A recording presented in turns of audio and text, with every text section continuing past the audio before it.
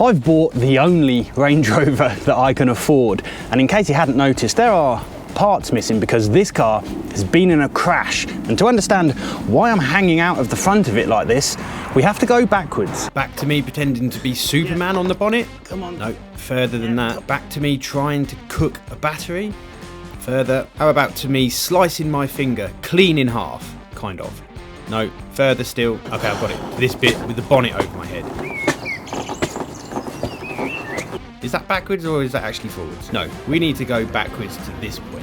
This is me winning the bid for this Range Rover on Copart for the minuscule sum of just £1,500. It wasn't actually £1,500 once you took into consideration Copart fees and transportation. This car ended up coming in just a shade under £2,000. But of course, there's only one reason you really buy a car from Copart, and it's not because they're in amazing working condition now, is it? Oh, what have I bought?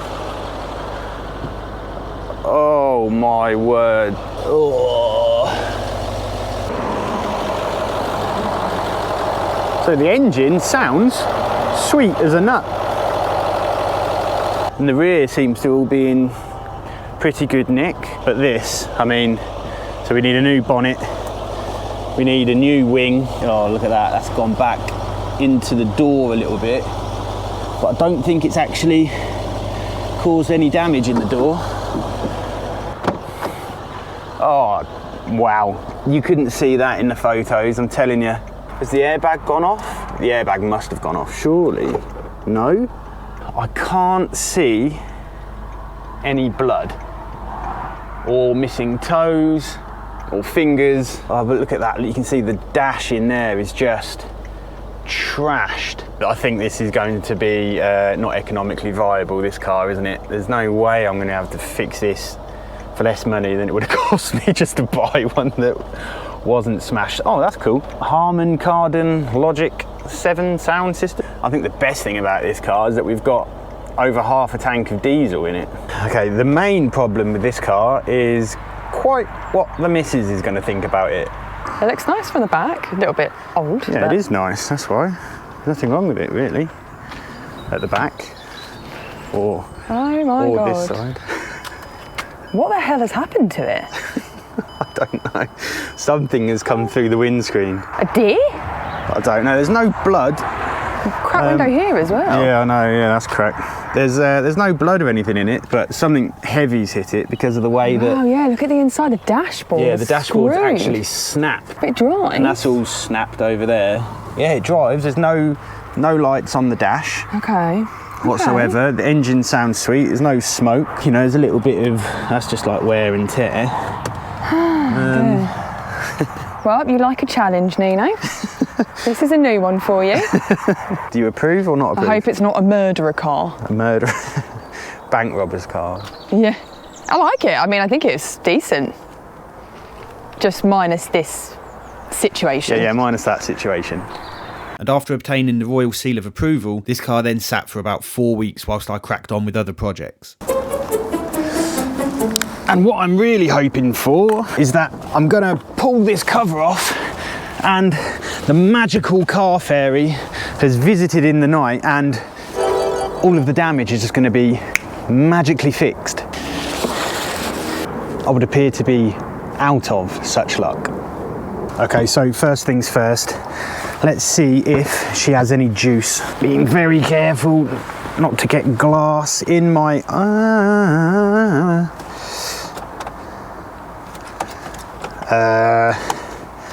I'm gonna go with no, not a single thing. Okay, so I've just been trying for far too long to actually get this car started.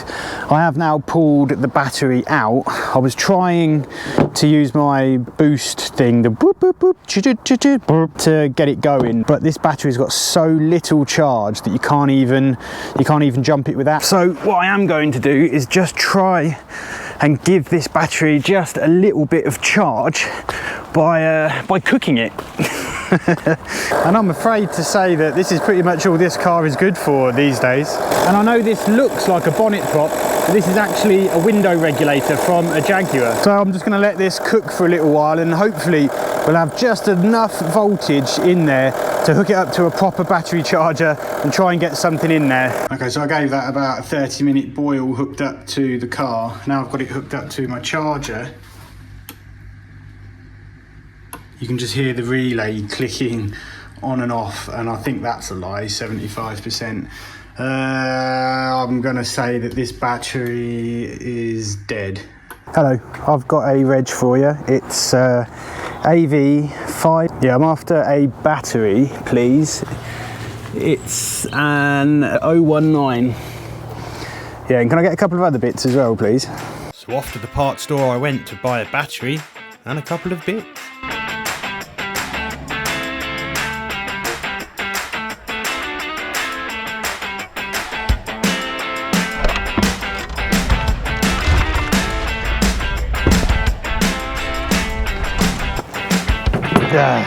Okay, so it wasn't actually too bad, £120, something like that. Obviously more than I want to spend, but without a battery, I'm not going to go very far, am I? Okay, what have we got now? Well, we've got lights on, so that's always a good start.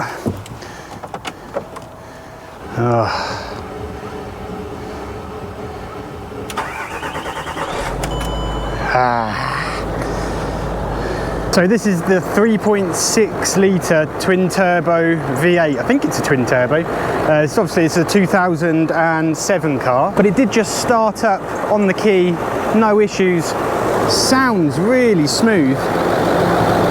Can't hear any ticking, no weird noises. I'm probably setting fire to the cover back here. No smoke or anything, so I'm kind of hoping that mechanically this car is absolutely fine. Hoping, because I do know the reputation of these things. Oh boy. So let's take a closer look at what's happened here. What I think is that something has either hit this, or this car has hit something on this angle, and you can tell that because of, you know, the way that these scratch marks are all lined up. Something has gone across there and into the window, and I think it's a tree, it's a branch or something, because, well, there's loads of bits of branch and tree. But not only has something hit it on the top there on the bonnet, but something has also hit it on the side at the bottom. But it seems to have missed all of the kind of critical bits.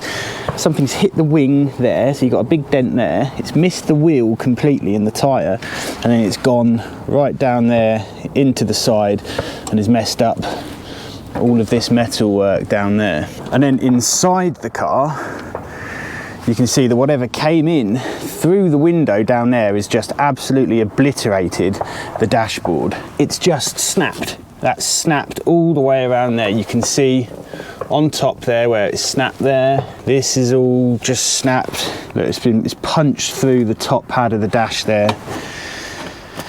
And it's taken off just random bits of trim. Now, most of these are actually remarkably okay. The air vent has been destroyed, and this trim panel is actually still okay. But again, look, there's just another bit of tree there. Now, unfortunately, I think this is going to need a new dash frame, because look, you can just see there where this is the dash frame, right? Everything's just snapped.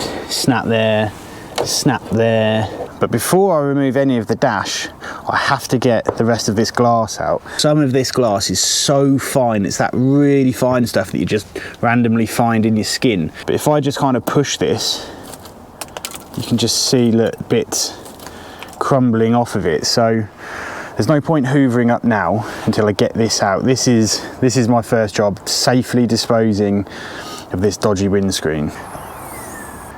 Oh no. I think the struts have gone as well. Oh, marvellous.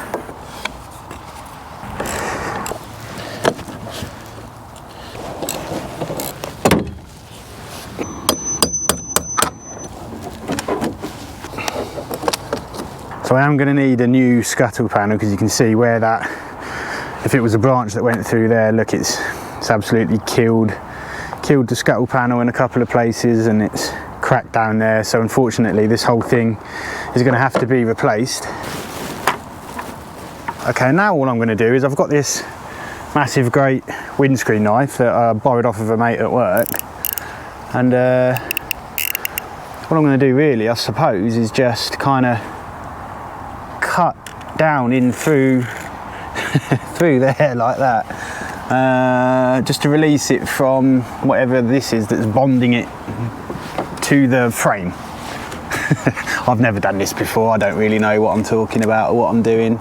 And so I just kind of got stuck in as best I could with this tool, kind of slicing here, slicing there, and trying to get through a load of sealant, and it was about 1/2 inch thick, which did seem quite a lot to me, to be honest with you. Realising that this tool alone wasn't going to get me very far, I did pop out and grab some proper specialist windscreen removal tools, and then using these tools I did a little bit more slicing with this funky thing. You get this kind of wire string cheese cutter thinger that goes in and out of the windscreen, and you just back and forth. But the sealant on this windscreen was just so thick, none of these cheap tools really seemed to be able to cut it. And it wasn't just that, but this actually started to get borderline dangerous. There were shards of glass, big and small, just pinging around here, there, everywhere, and I was really worried that even though I was wearing gloves and goggles, I was going to get injured. And if there's one thing that I've learned doing car stuff like this is never be afraid to admit when you might just be a little bit out of your depth.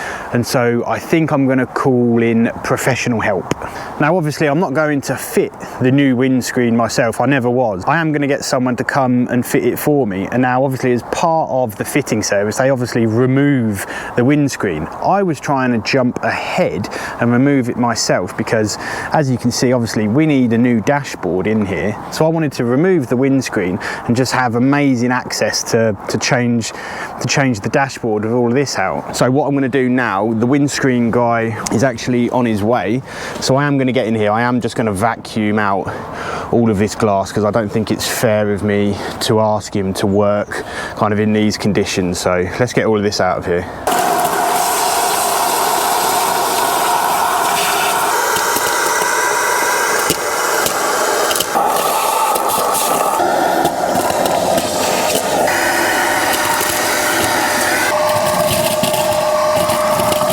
Okay, and there we have it. The second the guy touches this, it's just going to do it all again. So I've just got the most egregious bits out of here just to make it a bit safer. And there is a small part of me, only a small part, I'll admit, that is kind of glad that I am taking this dashboard out because there's just glass in all of these air vents. And you know that the first time I ever turn these air vents on, it's just going to be like glass. Oh. Okay, so it's now the next day and I have an update. The screen has been removed, but the eagle-eyed viewers among you will probably notice that there isn't a new screen in there. And the reason for that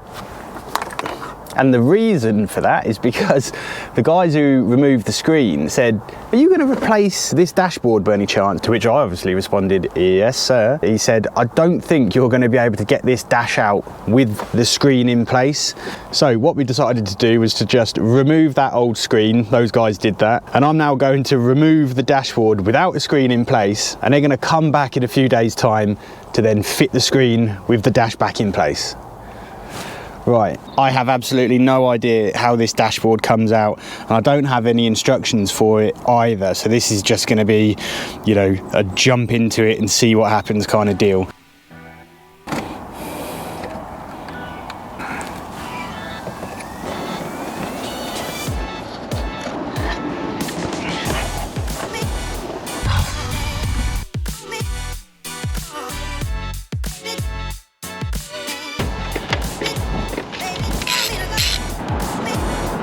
Okay, I've been going for roughly a long time, and this just looks like a really bad dream. There are so many pieces to this dash. There's so many panels. There's all of this stuff, there's all of this, there's that, there's all this stuff there in the back. And every single time that I just remove one piece of trim, no matter how large or small it is, I'm just getting absolutely rained in glass. I mean, I have vacuumed in here probably about 4 or 5 times now, and every time I just pull something off, it's just, you just can't believe it. There's just glass absolutely everywhere you look. What are you stuck on?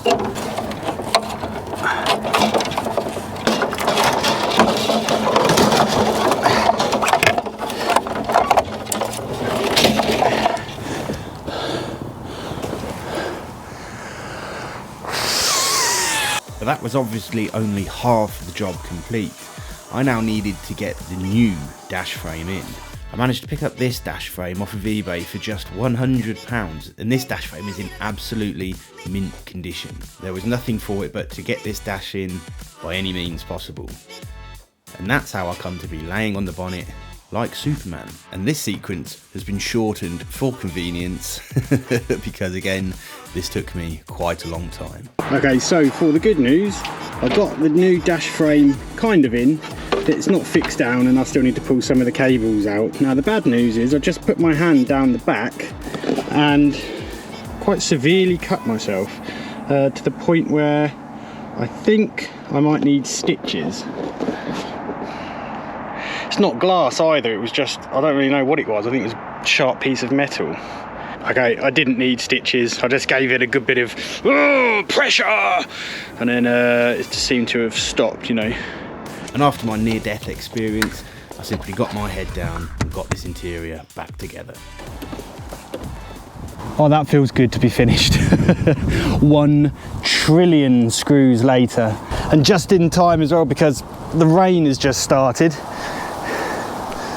Not looking good. The dash is back in and I am pretty pleased with it. Now, one thing that I think you'll notice straight away is that this is the wrong colour. I bought this off of eBay because the original one was smashed to smithereens. This is the only one on eBay like this, so until another one comes up in the actual correct colour, this is going to have to do for now. And then this whole dash top, because obviously this was just all completely smashed up, and this new dash top, again, this was like £20 second hand. This is delightful. And I had to buy a vent, and that was really all I had to do. Oh no, that's not worked properly, has it? Okay, I can sort that. Okay, it's getting a little bit wet in here and I still need to clean it all out, but the last thing I want to do is to just get it started. Just to check everything is absolutely okay. Why is that not working?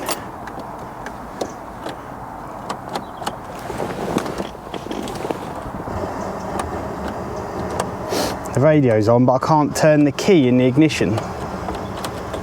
Steering lock's off. What's going on? Wait, slow down. Everything was connected. Everything was connected. Hazards work, the lights are on the dash, radio works, kind of. Oh no, what's happening? What could I have missed? I didn't miss anything. Everything was plugged in. Everything was plugged in. So I've disassembled half of the car again. I've gone so far backwards. All of this at the bottom's come out, the whole dash top, a load of stuff over there, blah, blah, blah, blah. And that's just so that I can get to this part of the ignition. Now, I don't know if anyone can see anything out of the ordinary there, but that's a plug socket, and there is no plug in that plug socket. There's the little blighter there, look, it was tucked right down there and I just missed it. Key out, key in.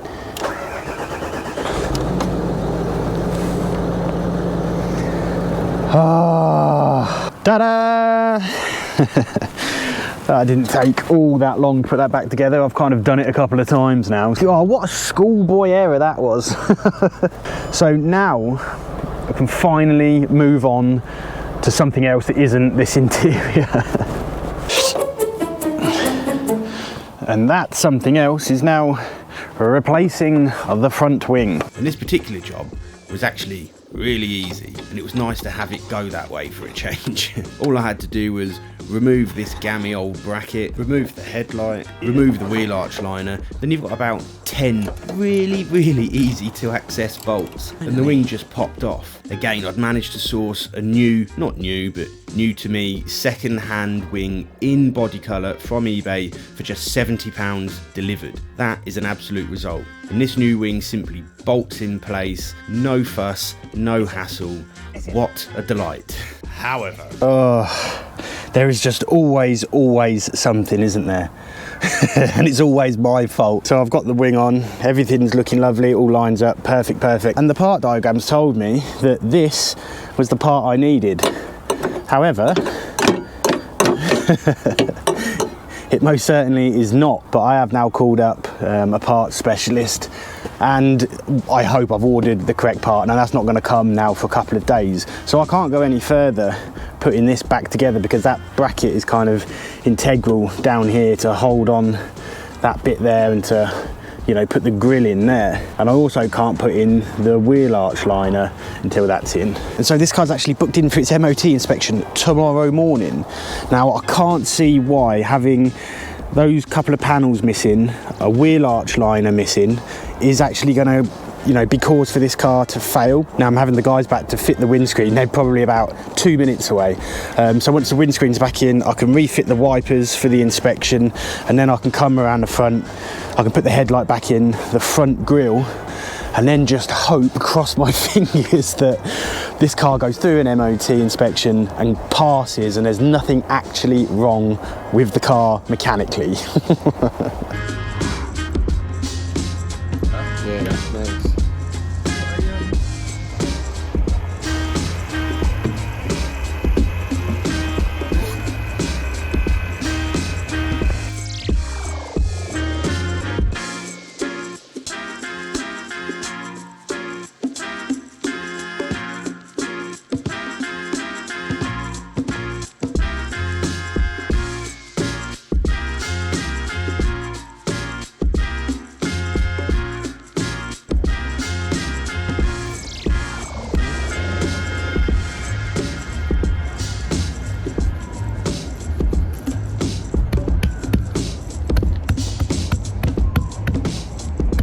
Right, so the boys have just left. It looks like midnight, but it's actually 4:30 in the evening. And I now finally have a windscreen in. They're top blokes they are. Did a really good job. Highly recommend their service. Chips Ahoy windscreens, give them a bell. Right, so all I've got to do now, somewhat in the dark, is to refit the windscreen wipers, and then I purchased a new, well not new, but a second-hand scuttle panel to go in there, because if you remember over there it was damaged, so I've got another one to go in there, and then we're ready to take this old girl for her inspection and see how we get on with that. So the scuttle panel is in, this driver's side wiper blade is in. It's actually a new wiper blade. I bought some new blades for it. However, this is the other arm for over there, and what I didn't realise is that this part had actually been damaged in the crash. I thought it was just the wiper blade that was missing, but it turns out there's an extra bit that clips onto here, which then clips onto the blade. I am missing that part, so I cannot fit the passenger side windscreen wiper. Right, so it is now the next morning. Just gonna go to get this car inspected, and this is the first time that I've driven this car, so I'm very much hoping that we do actually get there. Now, a couple of developments since last night. The side light has come back to life, that works, but all of my interior lights in here have completely died. I've got none of the dials are lighting up, none of these are lighting up, and I know it's not because of the, you know, the dimmer, because I don't know if you can see it, but that screen there, that does brighten and dim. So it's very strange. I've got these lights work, the light down there works, these lights here work, but none of this, and none of my dials illuminate. And I've only got one wiper. So I don't know if that's a body control module issue, but it is something, so I'm gonna have to get to the bottom of that. And if you're from outside of the UK and you're thinking, is it really always quite so rainy and drizzly and grey in the UK? Yes. Okay, we're off. So far so good. Big puddle, may as well go through it. I'm in a Range Rover. Ah, no, I haven't got a wheel arch liner on. Oh! Hopefully that's not too much of a problem. It's a lovely driving position. Oh yes, I could get used to this. Ooh yeah. Okay, so first impressions really is that She drives really quite nice. There's no engine management light or anything, or warning lights have appeared on the dash. There's no knocks, rattles, whines, groans, narrow,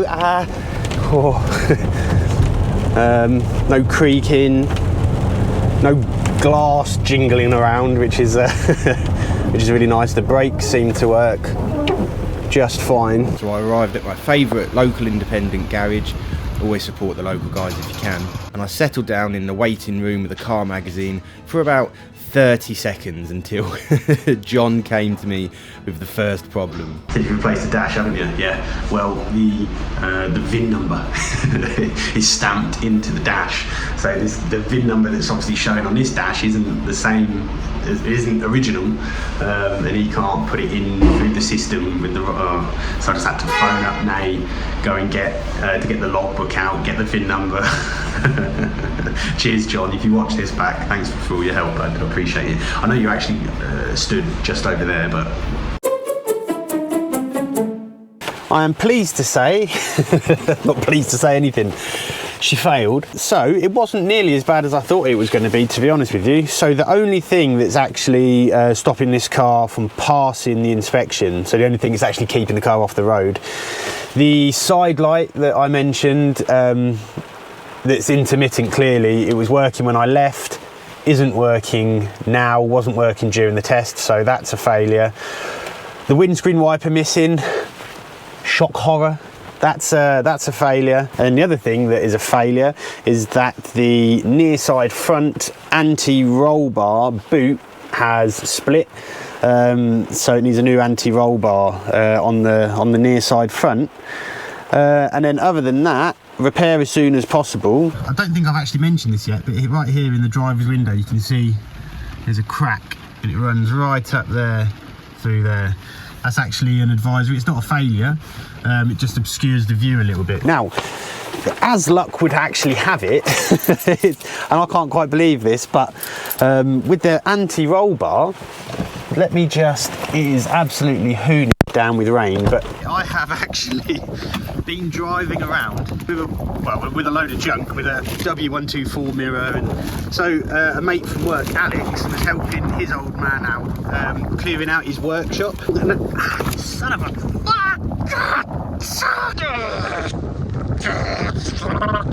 As we were clearing out, I found some Range Rover anti-roll bar links, so that's pretty cool. So massive thanks to Alex and Chris for that. It's going to save me a couple of pounds. Now I'm just going to get out of this rank British weather.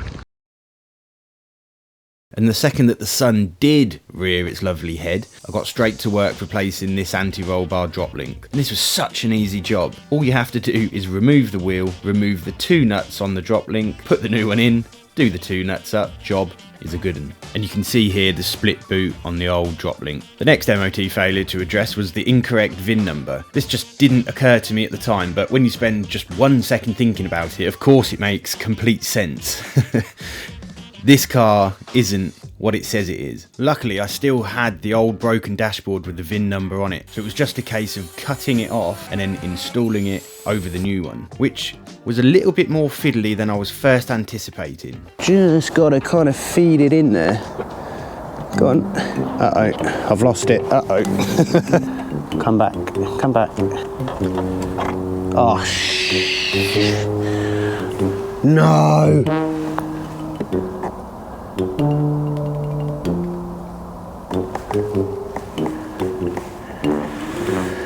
I'm never getting that back, ever. Come back, come back, come back. Yeah, go on, come back. Come back to me.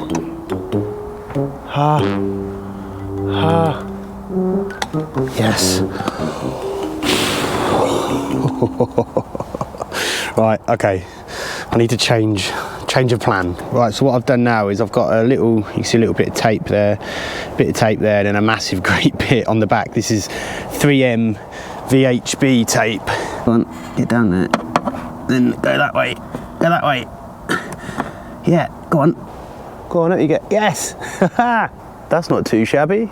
That should stick. There you go. Okay, now the next part on my list is that parking light or side light, whatever you would like to call it. You see, I have this rather curious problem where the light doesn't work until you tap it. So I pulled the headlight out, checked all of the connections, tried to clear it up a little bit, blew into the connector. It was pretty much all I could think to do, to be honest with you. So it was quite clear that the bulb must be duffed. So I hopped into the Jag, and just in case you were wondering, this car is running sweet as a nut, and I'm using it every single day. Popped down to Halfords where I saw this amazing Vauxhall Astra 1.6 in the car park, picked up a couple of bulbs, and then amazingly didn't buy anything else. And if you've ever been to Halfords, you know the temptation. Anything? On again.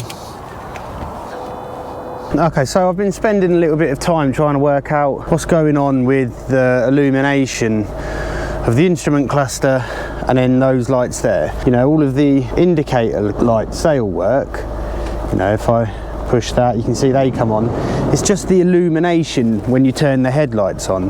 Now, I've read a few things online. I can't really find anyone else with this problem, to be honest. I've pulled off the shroud all around the steering wheel. I've tested all of the connections in there, all of the wires, that all looks fine.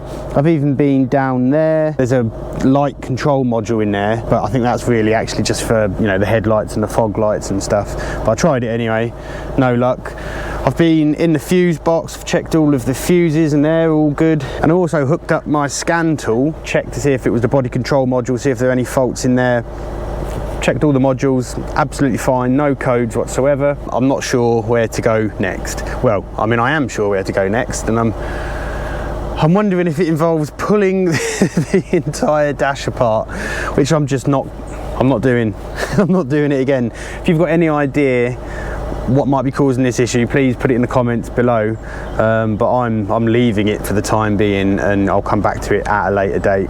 Okay, and so the next thing I'm turning my attention to is this very, very janky bonnet. There's absolutely no point in getting or attempting to get anyone to kind of straighten this bonnet out. It's just not worth the money. I have managed to pick up a new bonnet in body colour for this car for £70 delivered, which is well, it's just an absolute no-brainer. So the only thing with this is I'm going to have to do this by myself because there is, well, nobody else here. Should just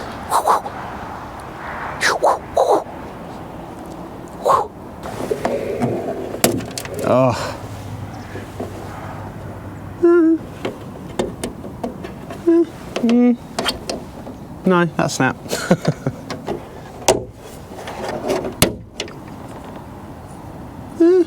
Yeah, snap that one as well. Oh, save that one, that was good. So if I loosen this one, the whole thing really should come free. Wait, uh-oh, uh-oh, oh!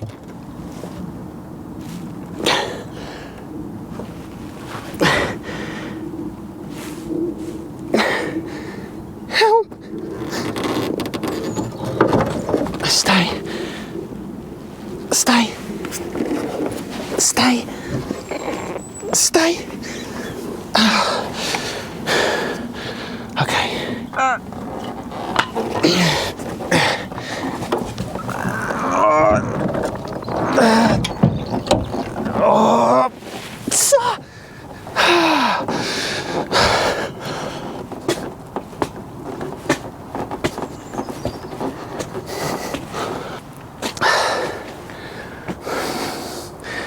That wasn't sketchy. Okay, taking the old one off, I think it's going to be infinitely easier than putting this new one on.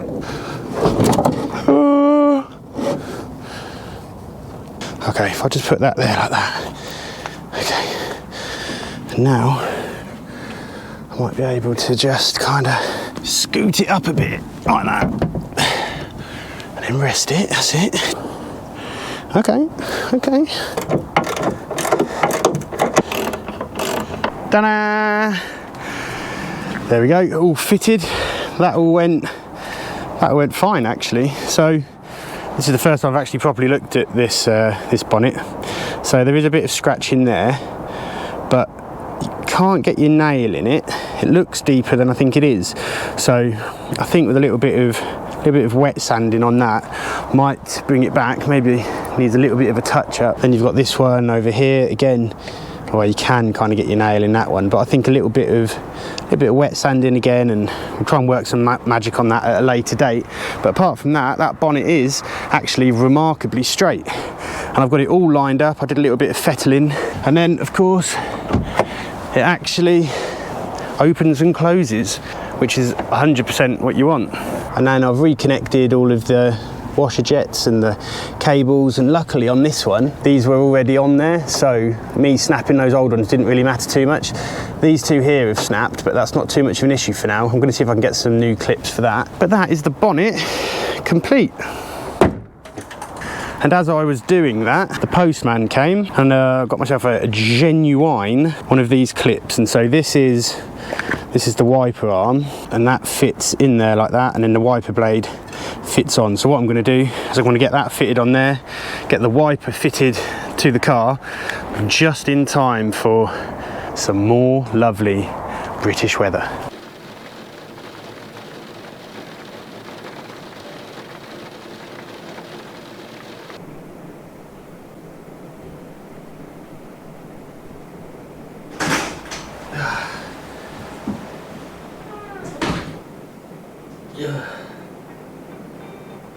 Okay, so they had space to fit me in for my retest. And don't forget that with a retest, they only need to test the individual little bits. It's not the whole car needs testing again. And as we drive now to get this inspection, let me just say, it is no secret that my posting schedule on YouTube is infrequent at best. And the reason I post infrequently on YouTube is because I have a day job. I have a full-time job, which isn't obviously doing this. Now, how would you like more videos from me? There is a small chance next year that I can go full-time on YouTube and you can get way more videos out of me. One of the things that you can do to help make that become a reality is just subscribing to this channel. That really helped me out. I've got a 10-minute drive. I can wait for you to just hit the subscribe button. Cheers. Okay, I was there for 2 seconds, quite literally. We just had a quick look, had a look at the bits I've done, the top bits. And as you can see there, you should be able to see that anyway. Pass with defects. This car is now road legal. Fantastic. Okay, so now that this car is road legal, I'm very happy at where this car is at mechanically. There are still a few little bits to do, still need to give it a good service, and there are lots and lots of odd jobs, and we still need to sort out some of this bodywork. This section here obviously being the main culprit. Now what I've done here is I've gone ahead and purchased one of these panels here. This is a genuine Range Rover part, and it comes like this. It's primered, so it needs to be painted, and this is the part where it goes on underneath these gills and goes on the bottom there. And then obviously in that gap, you can see there's still a gap. That's where this mud guard that I've bought as well fits. Now, if you remember at the start of the video, there was that rusty, mangled old bracket. I'm still waiting on one of those to arrive. And that's the bracket that this mud guard actually mounts to, because that doesn't have enough rigidity by itself. So she's road legal, but she's not quite ready just yet to become a daily driver. There's still quite a bit of work we need to do to get this looking really nice. And the first place that I want to start is actually with the engine. You see, this car hasn't come with any service history whatsoever, so I don't know when the last time this engine was serviced. Now, as a reminder, this is the 3.6 litre turbo diesel V8 engine, and I think this has done around about 116,000 miles. So what I'm going to do is I'm going to change the oil, I'm going to change the air filter, the cabin filter, and I'm going to get in here as well and change this diesel filter down there. And I'm hoping there are no kind of horrible surprises. When the engine is running, it sounds very smooth. I've obviously driven this car now.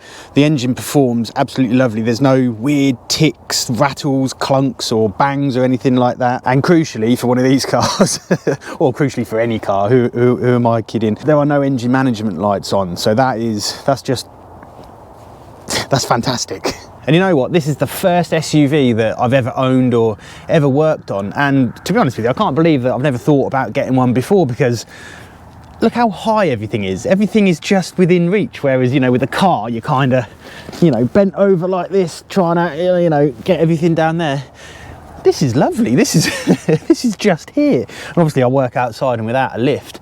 That's amazing. Where do I start? I suppose that must come off.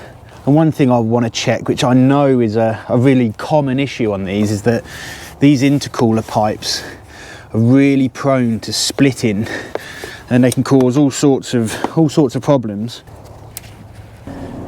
Right, this one looks absolutely a-okay, and this one also looks fine, so that's good news. Right, and so I have had the engine running just to give it a little bit of warmth for the oil change, and what I've got here are a set of ramps that my granddad has gifted me. So they could be from the 1920s, the 1960s. I'm not entirely sure. I'm not, you know, they seem relatively sturdy. So to actually test out how sturdy they really are, my ingenious plan is to drive an incredibly heavy Range Rover onto them and then lay underneath.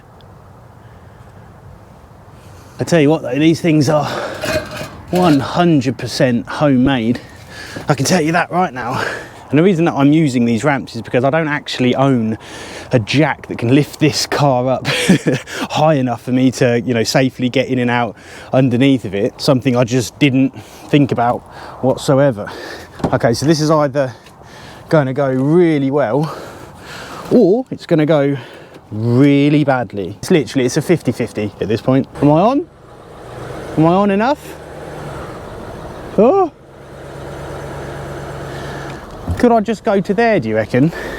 Hello, future Nino here. I'm just editing this video and I'm watching the footage back, and it has just occurred to me that driving halfway up the ramps like that could indeed have made the ramps kind of ping out from underneath the car. And if I was laying under the car when it did that, it would have rendered this face completely unsalvageable. No spares and repairs whatsoever. Now, hindsight is a wonderful thing. You know, I did it.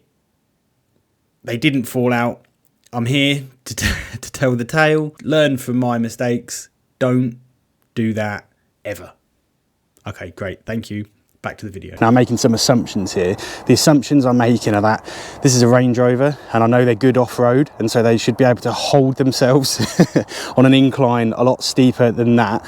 So she's in park, she's got the handbrake on, and I've also got some pretty meaty chocks behind both wheels. I mean, I'm not known for my health and safety, but should be fine.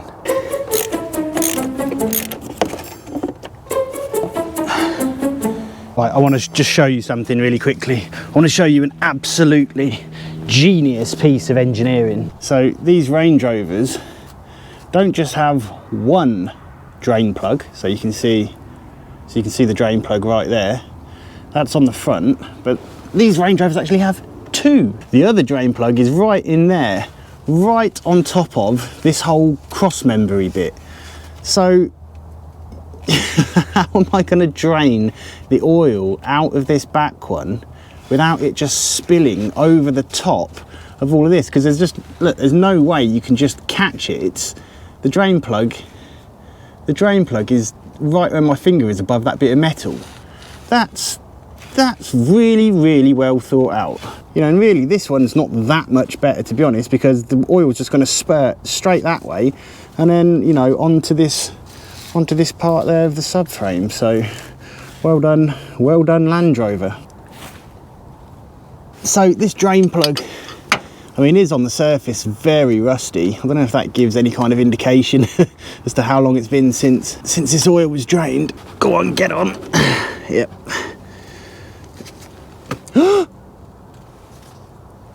Oh no.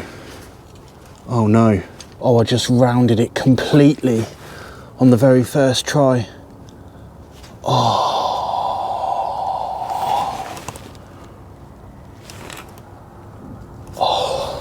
I've only just started and I've already done something bad. Right, let's try hammering it on with a little ratchet. Come on, come on, come on. Oh, woo. Oh, that was close. Okay, so here's my plan. You can see the socket on there still. Now, I have managed to find this old pipe that is off an Audi, and so my plan is, this is like perfectly shaped. My plan is to put that over the plug like that. But I've put a screw in there, and so the oil should come down there into that pipe and then out the end there and then into my oil catch tank. I mean, if you've got a better idea, let me know, but I can assure you by the time you do, it's going to be too late. Okay, I'm going to have to do this quickly as well. There will be a little bit of spillage for sure. Here we go. Go. Yes, yes. Oh, it's all over my hand, absolutely everywhere. Uh-oh, this isn't good at all in the slightest. I've screwed up. Oh no, no, it's not draining. It's not draining. Oh yes it is, I took that one out. It's going right down my arm in my jumper, and then I just stuck my finger in it. Well done. Okay. Oh, I hate doing oil changes at home. I need a better way of doing this. Okay, and for my second genius solution, I've just kind of cut a plastic bottle like that, and my plan is to kind of scoop that up there like that and then just hope that that catches enough, which of course it won't, and then have it come out of this nozzle.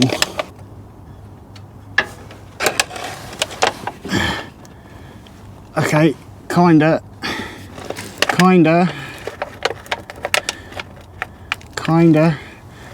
but kinda not all at the same time. Oh, to be fair, I think there was only a little bit of oil in there. Gosh, that's just ridiculous. And so after I'd spent hours mopping up all of the spilled oil and installing 2 new drain plugs back into the sump, I was finally able to crack on installing the new oil filter. I accompanied that with 9.5 litres of, what is that, 5W30 oil, I think. And I'll just say right now that 9.5 litres of any oil is not cheap. And I've got to say, you're not going to be able to hear this, but that is ever so slightly smoother. And it was smooth to begin with, but it's just a little bit quieter, just a little bit smoother. And with that complete, it was time to move on to the air filter. Just a couple of little screws and jibber jabbers, and this thing just pops off. And I'll be honest with you, the air filter wasn't actually too bad, so I am starting to wonder if this car had been serviced fairly recently. With the air filter housing lid removed, it was now easy for me to actually access the diesel filter, and it shouldn't be that difficult to remove a diesel filter. But of course, this is me. Diesel. Diesel. Diesel. Oh, no. Oh.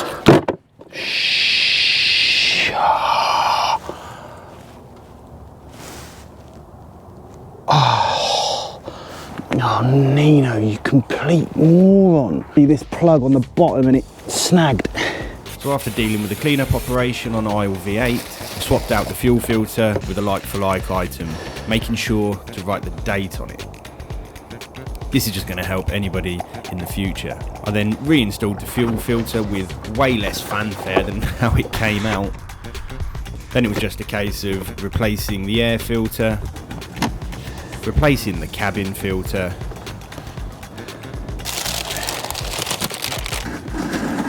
the job was a good one. Serviced. Now I am slightly worried that this fuel filter is still going to need some priming. I think you just turn the engine on basically. I think you turn the ignition on, let it prime, and it should, I think, just sort itself out rather than having to kind of manually bleed it. At least that is what I am very, very much hoping. What have I done with the key? Right, there is only really one way to find out. So let it do its thing.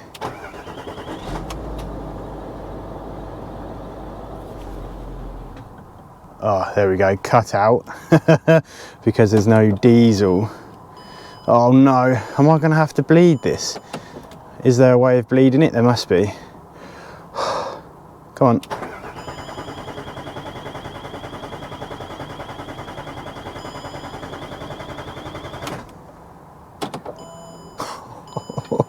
Okay, so I've just had a check and it does look like there is a process.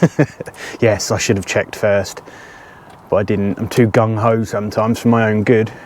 Apparently you turn the ignition on, wait for 30 seconds, turn it off, wait, turn it back on, wait another 30 seconds, and you do that a few times, and then hopefully the fuel system should bleed itself. So I'm just going to do this a few times now, and then we'll try again. Okay, I just tried to start it a couple more times and it started. So we're on, everything is jolly, happy days. Car is serviced now. I probably will do the brake fluid, but not right now. I think this car has been serviced fairly recently, to be fair. The oil didn't look bad, the air filter didn't look too bad, cabin filter was a bit rough, but that doesn't matter too much. I'm just going to cross my fingers right now in the short term and hope that the brake fluid was done. But now we can move on. And what I'm going to move on to is this whole situation. Now if we come over to the good side, this is what it's supposed to look like. You have these gills that go into this panel here, then you have a mud guard here that fits these sideboard thingamajiggers. The wheel arch liner comes down into there, and so that's what we've got to recreate in here. Now I did have a load of trouble sourcing the bracket that goes in there that holds this panel and all of the mudguard in. I have now managed to get a second hand one, so I'm going to fit that. We're going to take a look at having to paint the panel that I've got as well. Okay, so this is the panel that fits at the bottom of the fins, kind of goes there like that. Now obviously this is not is not the correct colour, so I'm going to have to paint this. Now what I have got, I just bought on eBay, I think it was £21. You can get a little kit here, so you can see this is Range Rover Buckingham Blue, and then just a can of clear lacquer.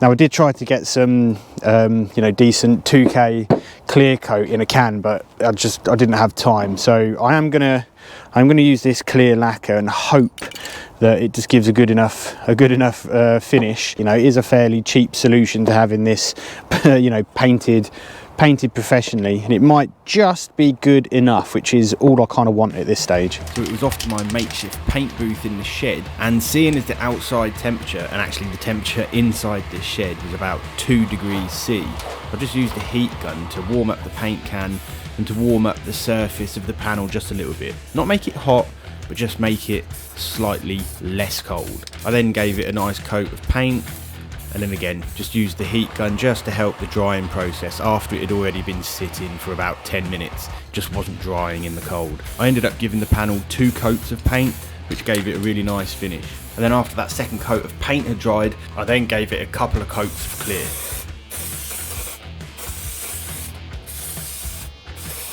Okay, so I'm going to give that paint a little bit of time to dry, and whilst I do that, I just want to turn my attention to something that I know is just going to be extraordinarily tedious, and that is, you can see up there, that is tape. It's all sticky tape.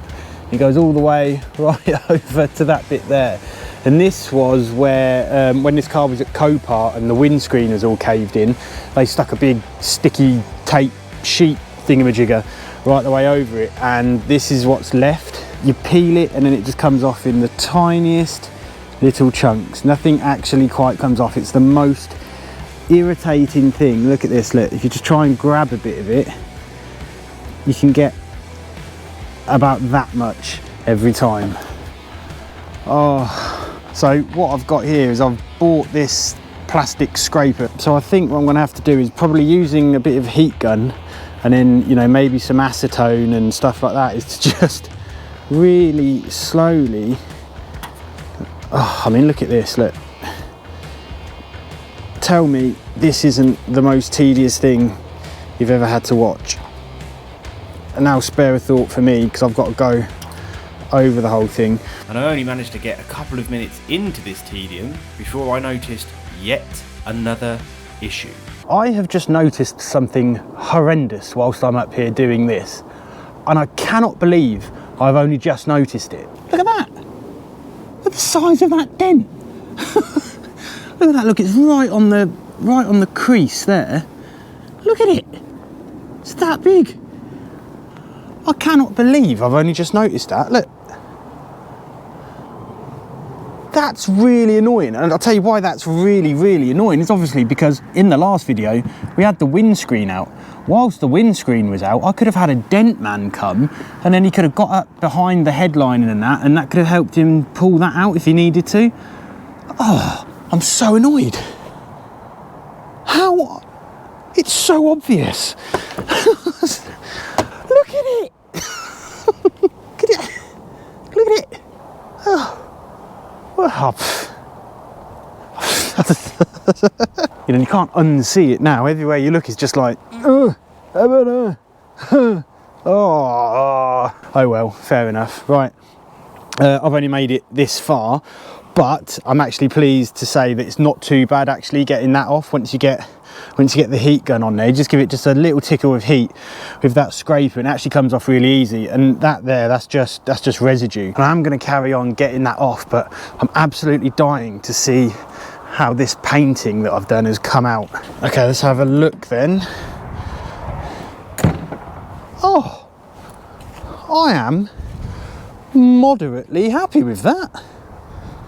Huh, look at that. That is not too shabby whatsoever, especially for a little bit of shed painting. Let's have a look to see if the colour actually even kind of matches. Oh yeah, that's awful. It's absolutely terrible. Oh no, oh, the ups and downs. I think it could do actually just with maybe 1 or 2 more coats. Okay, check this out. Take a look at that finish. That is now way nicer than it was a moment ago. And if I hold this up to the car in the right place, it still looks a little bit off, but I think that's just because the panels surrounding it, the wing and the door, they're absolutely filthy. But that's actually quite a good job. I'm really quite pleased with myself. It's a little bit orange peely, as you can probably see there, but this car needs a full polish, which I'm going to do in a later video. And so I think if I just hit this with a bit of polish as well, that might flatten that out. But I am really pleased with that. And so what I did was I just applied loads more coats of the lacquer, and I went really heavy, just like I think I put 7 coats of clear on this in the end to get it to that finish. And so I now need to get all of this reassembled properly. You can see I've already gone ahead there and I've put this bracket in. So this finally came up. This was a second-hand item because the one that was on there got completely trashed. There we go, take a look at that.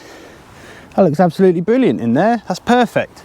And the door opens and closes with all the right clearance. So the next thing that needs to go in there is this mudguard like that.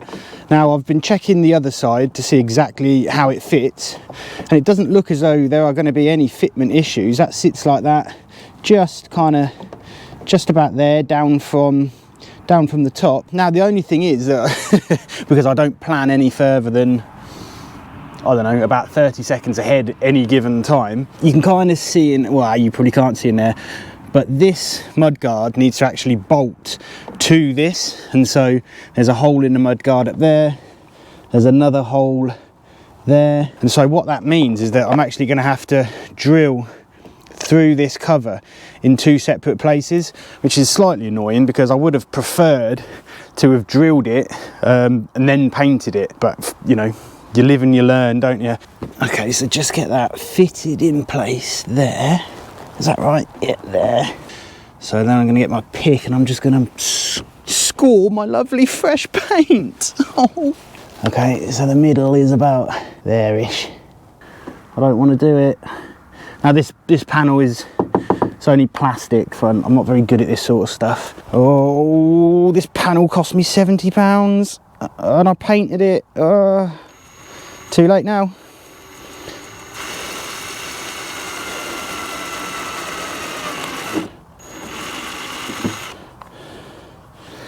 Oh, okay. I bet it's wrong. I bet I've done it wrong. Yep. Yep. Go on. Okay. Okay. That's not too shabby at all. But before I go any further, I can bring that in just slightly more when I put the screws in here. But before I do that, I need the wheel arch liner in. Now this is a new to this car wheel arch liner. This is second hand. Here's the old one. You can see that that's all cracked and smashed. And this was about £30, where a brand spanking new one is about £200. So that's a bargain. Okay, just completely ignore everything I just said.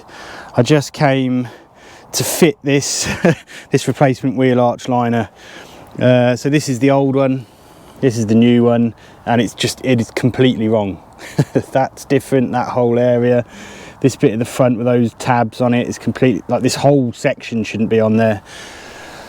Oh, so it's not the right one. So I have managed to find the absolute definitely correct one. There is another one on eBay. I've gone ahead and bought that, but I don't think it's going to be here for a couple of days.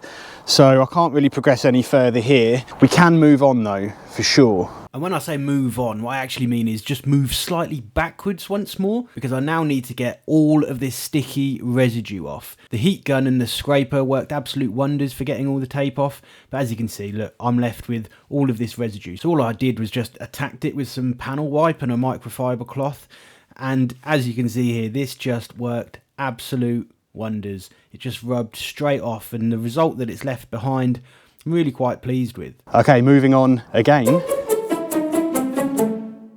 You might have seen it in the last video, but the illumination, the nighttime illumination for the instrument cluster and for all of these lights does not work. So right now I have the headlights on, and you can see as I turn the headlights on and off, nothing happens. I have all of the orange, you know, operation lights, they all work just fine. Now lots of people in the last video said, oh, I had this all the way down, but I mean, I did actually show in that video that it isn't that, because, you know, look, when you move that switch, absolutely nothing happens. You can't probably see it on the camera, but this panel down here is getting slightly brighter and dimmer as I rock that switch back and forth. Now I have obviously had this dashboard out, I've had the instrument cluster out, I've had that panel out. So there is obviously a chance that I've missed a cable, but I'm going to tell you right now, there is absolutely no way I'm taking this dash apart for the 100th time. That's not going to happen. So I'm not going to delve into this like crazy. Now a couple of people in the comments the last video said it could be a ground issue. I mean, I don't know where to start looking for that really. I could probably try and find a diagram with all the grounds on it, but everything else in the car works absolutely fine. It's just that. Someone else commented that they had a problem just like this. I think it might have been on a Golf, and what they did was just bang it and it worked. Unfortunately, doesn't seem to have done anything for me. I should probably get in here and have a look at this switch here, because surely if this is responsible for brightening and dimming all of these lights, surely then that means that the whole entire electrical supply for that is going through this switch. So if that switch has failed, could that be causing the entire issue? Is that how this switch works, or does that route through some kind of horrible light module? But before I even do that, I'm just going to check all of the fuses, because if it was just a fuse, that would be, well, that would be jolly, wouldn't it? Okay, so I've checked the fuses. The fuses all seem fine. I've pulled this panel off, and you see this is the kind of thing that we're dealing with. That just says to me that this goes into some kind of module, and I've got no real way of testing this whole switch thing. That's the entire panel, so I don't think I can well, I don't know how to isolate the rheostat or really test any of it, if I'm honest with you. I've also been up in here now, removed the cover, had a bit of a fiddle around with that box up there. That's all I can do really, fiddle with it. Nothing seems to have worked. Okay, so it might not necessarily look like it, but this is actually now a few days later. It's -2 degrees C, and I've had a plethora of parts turn up, which means I can now actually crack back on. And so what I went ahead and did was I bought a whole new one of these. You can see there's the old one still in the panel, because I was wondering if this, you know, maybe this rheostat dimmer thingamajigger here, you know, is just gone kaput. So I bought, this is a brand new one, it's a genuine part. I think this was £30 on eBay. I've plugged it in and I can confirm there is absolutely no change whatsoever. The illumination on the dials still isn't illuminating. But what I have done, I've made a new discovery, is that I've scanned the car again, and in the instrument panel module thingamajigger, in my scan tool, I am getting the code B102F auxiliary switch. I don't know if that is the cause of this, but that wasn't there before and it is there now. I've done some Googling and I can't find anything for that code. So what I have done in the meantime is I've posted it, you know, on a trusty Range Rover forum, and I'm just going to see if anyone can get back to me about it. Okay, so moving on back to the wheel arch liner. This cost me £34.07 for some reason. This is now the correct wheel arch liner to go in there. Get in there. Ow. Get in there, piglet. There you go. Yes.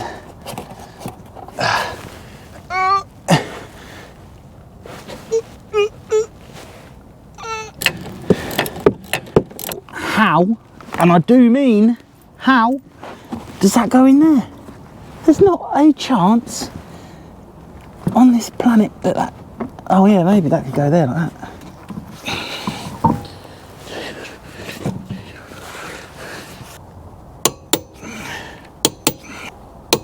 And there we go, ladies and gentlemen, all back together with that new panelling and with the new mudguard there. And I've got to say, I am very, very happy with that result. That is very satisfying, and that paint has come out really well, actually. I've kind of surprised myself a little bit there, you know, considering it's just a rattle can paint job. This is amazing. Right, still more to do though, still more to do. Okay, so it's this driver's window that I'd like to see to next. Now, as you can see there, this was probably as a result of the crash, I imagine, but there's a crack. It runs up there, all the way up the top there. Now, the thing with this glass is, you should be able to see it there, this glass is laminated. And that means, obviously, because it's me, this is going to be more expensive than normal. Now, I have been on eBay, of course, and I've bought a replacement window, and this set me back £125. Clearly it's second hand, but you can see there, it's double glazed. It's double glazed laminated glass, so that's why it's so expensive. A new one of these, I think, is, you know, you're in the region of about £250 for a non-genuine one. So the first thing that I needed to do was just give this window a really thorough clean whilst it's out of the car, and everything's nice and accessible. And as you can see here, there's some brown parcel tape residue that was left on it, so I just used some acetone with a microfiber cloth, and that just came straight off. Next, popped off the door card, which gave me access to the two clamps holding onto the window, loosened those off, and then I was able to just whip the glass out of the door. It was really quite simple. And then it was just a case of slotting in the new piece of glass. But this was where I realised I had another issue, and I think some of you eagle-eyed viewers may already have noticed the problem before I did. Okay, so I just went to fit the new window, and well, there's the old one, and then I don't know how I didn't notice it, but this one here is very clearly tinted. I suppose I've now got to try and find a way to remove the tinting. Is this going to be a hateful job, or is it just going to play ball and come off? I wonder.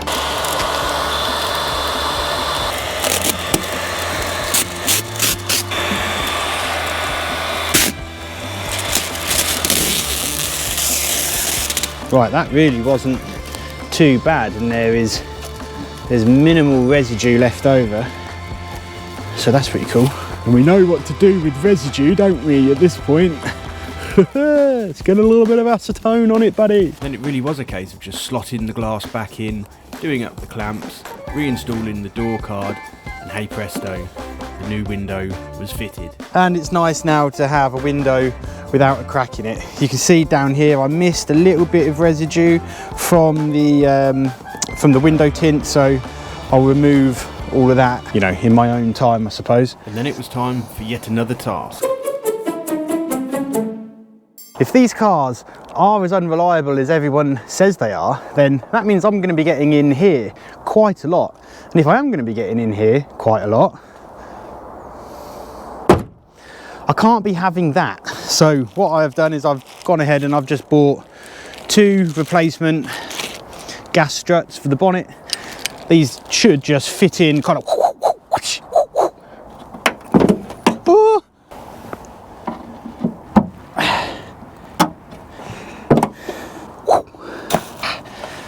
Okay, and if I remove the window regulator, oh yes, look at that.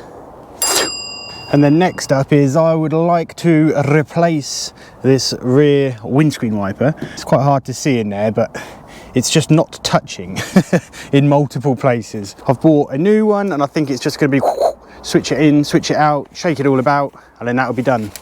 How? Get off! Ah, yes. Yeah.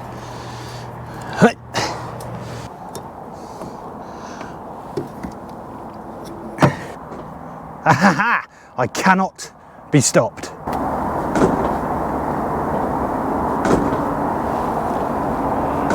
Oh no.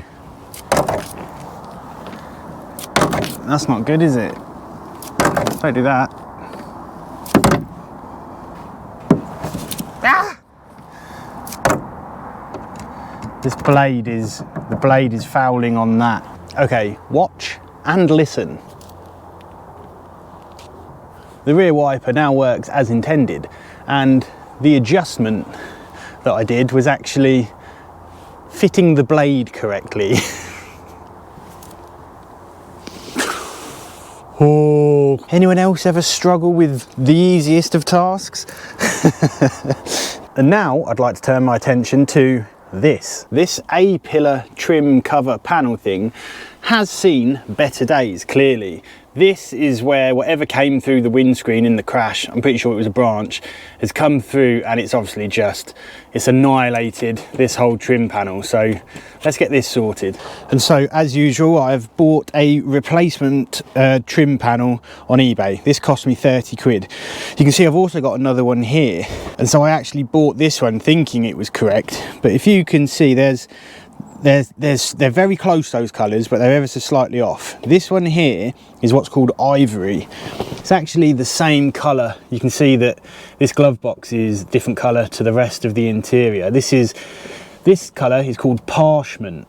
And when you're looking at photos on eBay in the listings, it's very, very hard to tell which one you're actually looking at. And you know, these scrapyards, when they sell this stuff, they don't actually list the colour. So I've been buying these based on the photo, and so I bought that one, saw clearly that was wrong, and then had to go and buy this one. So I can send that back, not a problem. This is £30. It's a little bit dirty. I'm going to try and just clean that up quickly. Okay, so all I've got here is just a little bit of warm soapy water. I'm just going to very gently just brush the dirt out of the material there. Okay, so I've dried this off, and there are just a couple of spots. I can see there's one there, and there's one there.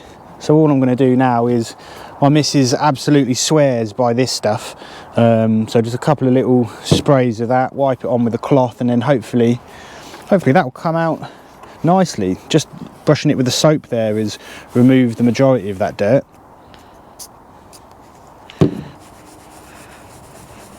Okay, so I've rinsed that stuff off, dried it. That is looking marvellous, absolutely delightful. And then if I just pull this one out of there, like so. Stick you in there. Cover up that bit of broken trim that I'll never fix. Ta-da! How much better does that look? There's a little bit of the headliner that was damaged right up in that corner, but that's, I mean, to fix that is the whole headliner basically, so I can live with that. Right, this is good stuff, this is good stuff. And the next thing that I now want to move on to, and this is a fix that I think so many cars could benefit from, and it's so easy and I think it makes such a massive difference, is just changing out the number plates for new ones. Now the first thing with these ones in particular, that's just inaccurate now, so it makes no sense to keep it. But also these number plates, you know, you see where the screws have gone through, it's all just started rusting in there. You get all this dirt and it always makes a car look tatty. Now you probably noticed that I've already pulled the rear plate off, and so the rear plate looks like that. You can see where it's just gone all gammy. That's no good. Look, it's cracked all around there, all around this hole. They're no good, and again, inaccurate. So I've gone ahead and had some new ones made up. I haven't got the country thing on it, they're just plain plates, which is just how I like them. And if you come around the back here, what I've done is I've just filled these old screw holes in just with a little bit of resin, you know, the Gorilla Glue type resin, just so that no water can get in there and go down into the boot, because how I always like to affix my plates is that I actually like to use number plate tape, so you don't have any screws in there, and I think without the screws it's just a much cleaner look. Now obviously if you're looking at that and you're thinking that the colour is off, that's because I still have the protective film over there, so I'll peel that off in a minute. So all I'm going to do is I'm just going to clean all this area down so that I've got a nice area to stick to. And then I've got some of this 3M VHB, which I believe stands for very high bond, and this stuff is incredibly strong. It's more than you're ever going to need for a number plate. So let's get this sorted.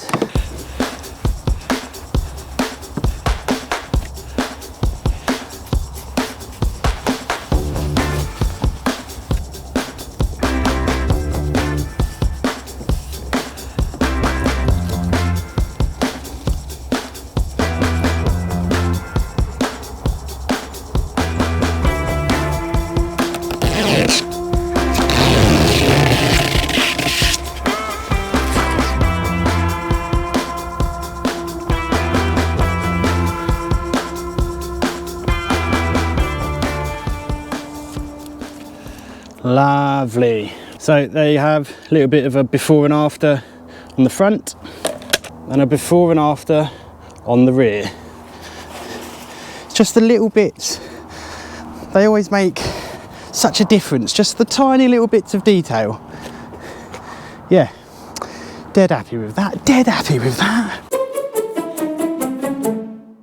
Okay, so what I'm going to do now is just check on my forum post from earlier and see if anyone has any idea what might be going on with the illumination on the dials and all of this and on there. Okay, and I posted on landyzone.co.uk. So look, dimmer switch, is it working? Is there voltage to it from it? Okay, so someone called Graculus has said the background illumination all appears to be through fuse 51. Now I already know I haven't checked fuse 51. I checked, which fuses did I check? I checked the fuses basically that correspond to the instrument cluster. I haven't checked all of the fuses in there because there's quite a few. Going to be worth checking fuse 51 quickly. Okay, so it should just be this 5 amp fuse here. If it turns out to just be a fuse, I'm going to be equal parts annoyed and happy because it's just a fuse. Can you see that? That 5 amp fuse has blown. There's no spares in here, so if I just borrow that one for the parking brake, you go in there. Oh, it's go on, get in. If this works, I'm going to be very, very happy. Okay, come on.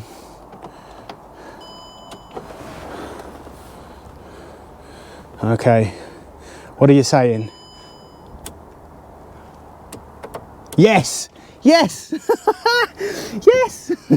Can you see that? Hold on. Is it coming out on camera? Yes! Oh, that's so good. Now I can just drive this car and actually see how fast I'm going, how much diesel I have.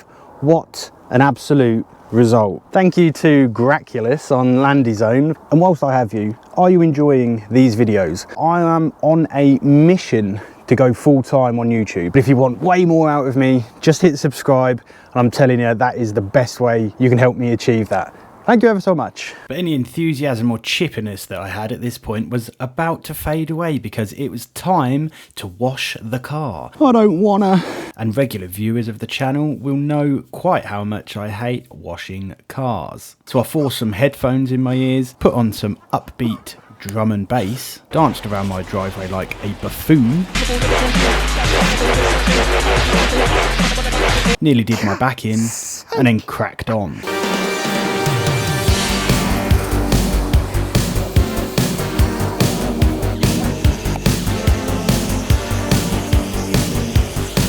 Well, at least it's really warm out as well to boot.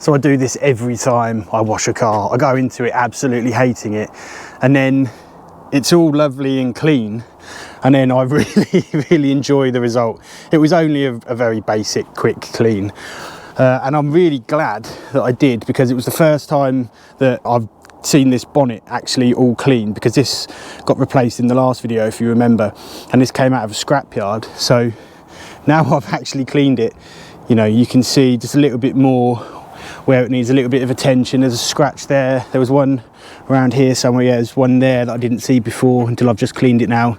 So it looks like a quite nasty stone chip, you know, a little bit more up there. And then on this new wing that I bought, you can also see actually there's just a little bit there on that corner, but I think I might be able to touch all that up. Now the car does obviously need a really good polish. I'm not going to do that right now, but just look, it looks really good.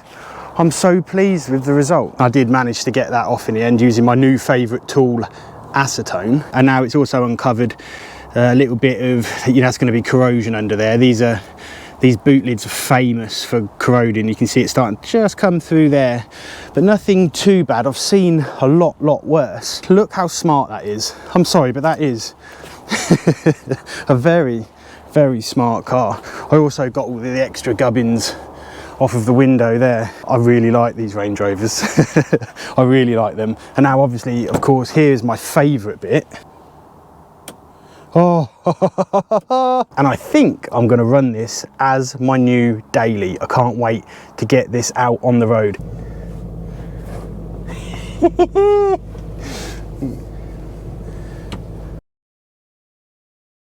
Come on. Oh.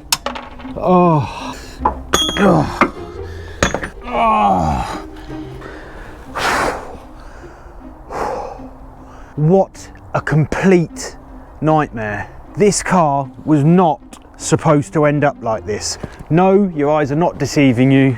Yes, that is a replacement gearbox. You guys told me again and again how unreliable these things could be, but I had absolutely no idea it could be quite this bad. When I started filming this video just a few days ago, I thought it was going to be a very easy video, tidying up some bits and bobs. However, after discovering the level of broken that this car is, I'm not sure it's ever going to go back on the road again. And to work out how I've gotten myself into yet another one of these scenarios, We need to go back. Back to a way happier, much more jovial version of myself. A version of myself that thought that this car only required one more day's worth of work. 2 days at an absolute push. And so I think the easiest win that I could possibly do here is actually to do with these bonnet struts. Now, I had quite a few people leave comments to say that I've actually fitted these incorrectly. They're upside down. I need this bit at the top. So it's literally just a case of swapping them around, and you know, that job should be a good one. All smiles. Oh yeah, of course, if you take that off, the bonnet's going to want to go down, isn't it? Honestly, sometimes just use yourself. Just use yourself. Yes. And so apparently it's important to put these the other way around, because all of the fluid and the oil in this shock absorber bit here needs to be at the top, so then it actually falls to the bottom and actually keeps this lubricated. There we go. Nice, easy win to begin with. The next easy win, I'm hoping, is going to be sorting this outlet. You can see in there all that yellow. Someone's actually glued this back on, so I imagine this whole section there is just snapped off and they've just kind of glued it together, done the best they can. I have gone and purchased a new one. Question is, how does that come off? Surely there's just like a clip or something if you reach around. Can I get it from this side? Ah, that's how you do it. Literally the easiest thing in the world. But if that was that easy to pull out, this has surely got to be that easy to replace. You'd think, you'd hope, you'd hope, you'd think, you'd think, yes. Lovely. Night and day, night and day. Right, now for a new one of these, this very much looks like a case of just unscrewing it from the top and putting the new one in. This would be fantastic news if that is the case. This is going to be a lovely, easy day. No, don't jinx it. I can't believe I just said that. Huh. Genuine parts. With the success of the last competition, because it did so well, I did say I was going to start investing into the channel more. This is one of the ways I can actually invest into the channel more, rather than buying loads of third-party Chinesium. I can now kind of put that money into genuine parts, which are usually much better quality. Oh, that's good. It's actually a new bulb holder and a bulb in there, which is great news, because I was just looking at this one and that's quite corroded and gammy actually, so that must just, oh no, where's the connector for that then? In there. Here we go. Pull the old one out like that. Lovely. Old one here with the crack, new one there looking lovely. Obviously that's very off colour, but I'm going to tell you right now, this car is absolutely filthy. We have had a lot, and I mean a lot, of rain, dirt, grime, everything going everywhere.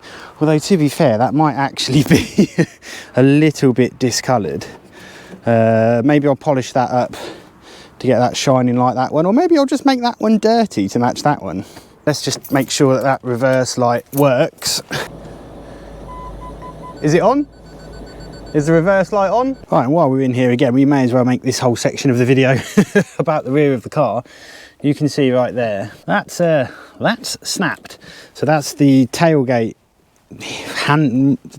what's this called? The thinger that goes on there and keeps that from going down there. Turns out that this is a very, very common issue. I'll just play some footage here. This is what happens when it rains.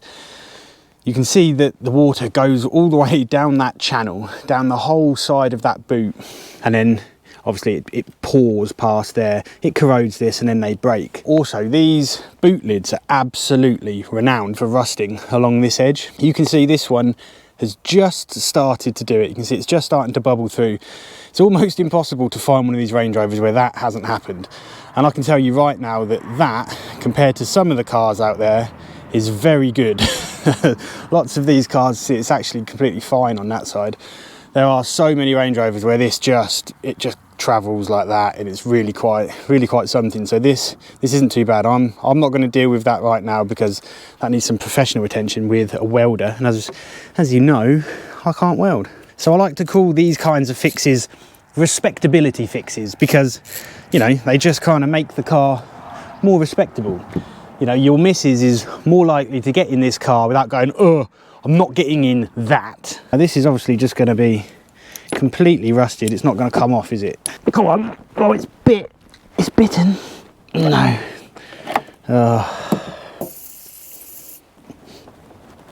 Oh, yes.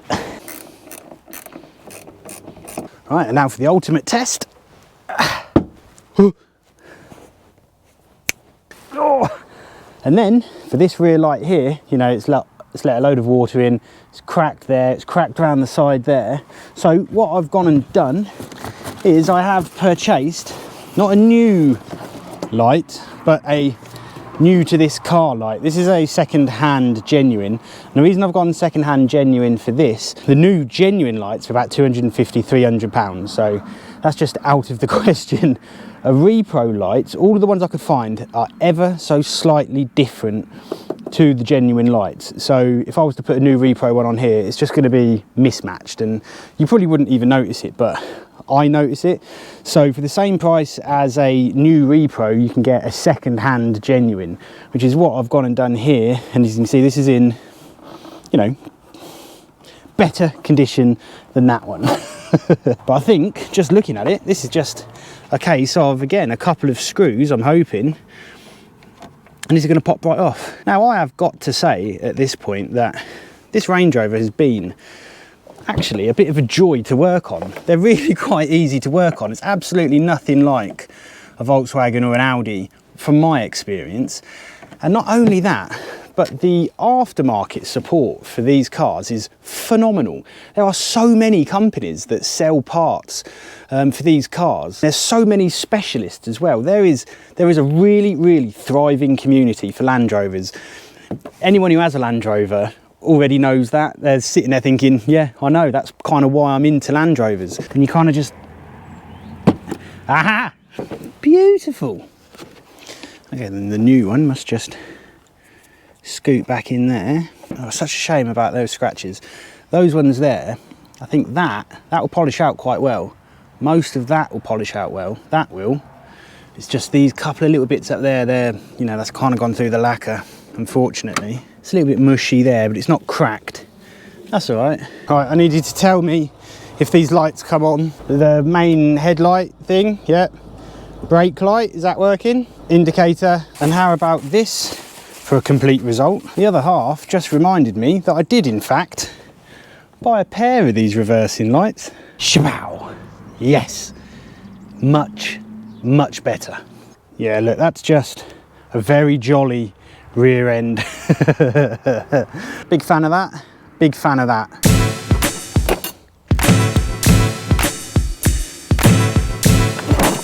Okay, I've got a problem. A car-related problem. I know some of you are going to be saying, oh, you've got loads of problems. The Jaguars and the Land Rovers from this era all suffer from the same problem of these wheel nuts basically expanding and corroding. Expanding and or corroding, really. So these are 22mm wheel nuts. At least they're supposed to be 22mm wheel nuts. So as you can see, that socket goes on there absolutely fine. It doesn't, however, go onto that wheel nut there. It doesn't go onto that one, and it doesn't go onto that one either. So you can instantly tell that these wheel nuts there, they've expanded. And then if I come over to the front, again, look, 22 goes on there. Not really on that one. Get off. Goes on there, fine. There. I've got the locking wheel nut here, and this just about goes on this one. If I can get it on. Okay, so that just about goes on there. Hopefully that'll actually come out, and like the Jaguar ones, because these are basically the same. These things, they explode. And so what I'm going to do is I'm going to get rid of the locking wheel nuts, and then down here I've gone and got, you know, 20. Is that right? Is my maths correct? 4 times 5. I've got 20 brand new wheel nuts. We're going to do without the locking wheel nuts. Nobody really steals alloy wheels anymore. And, you know, I can pass this on to the next person now, knowing that this problem is okay. But the question remains, how am I going to get these bigger ones off? Because this is a 22mm socket. My socket set goes 22, 24, and a 24 is way too big. So I think we're going to have to pop out and see if we can grab a 23mm socket.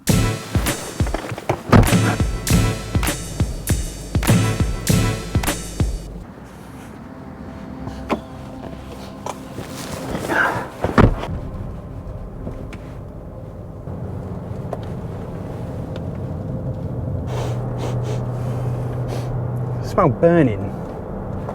Is that me? Or is that outside?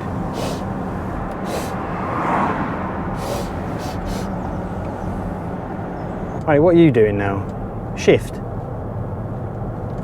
Shift up. Shift gear.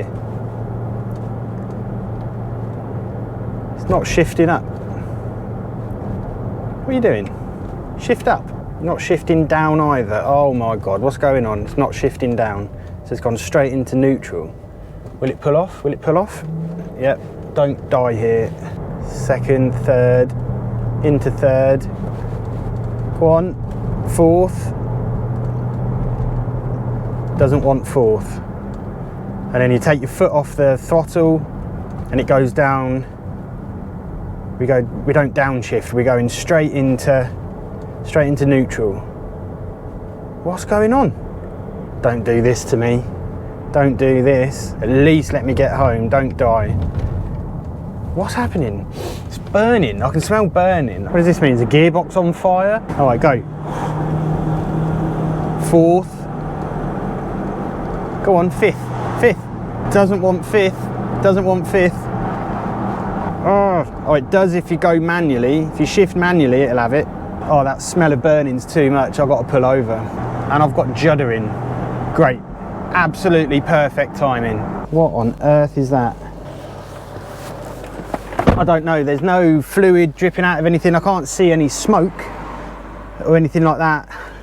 The engine temperature, coolant temperature's fine.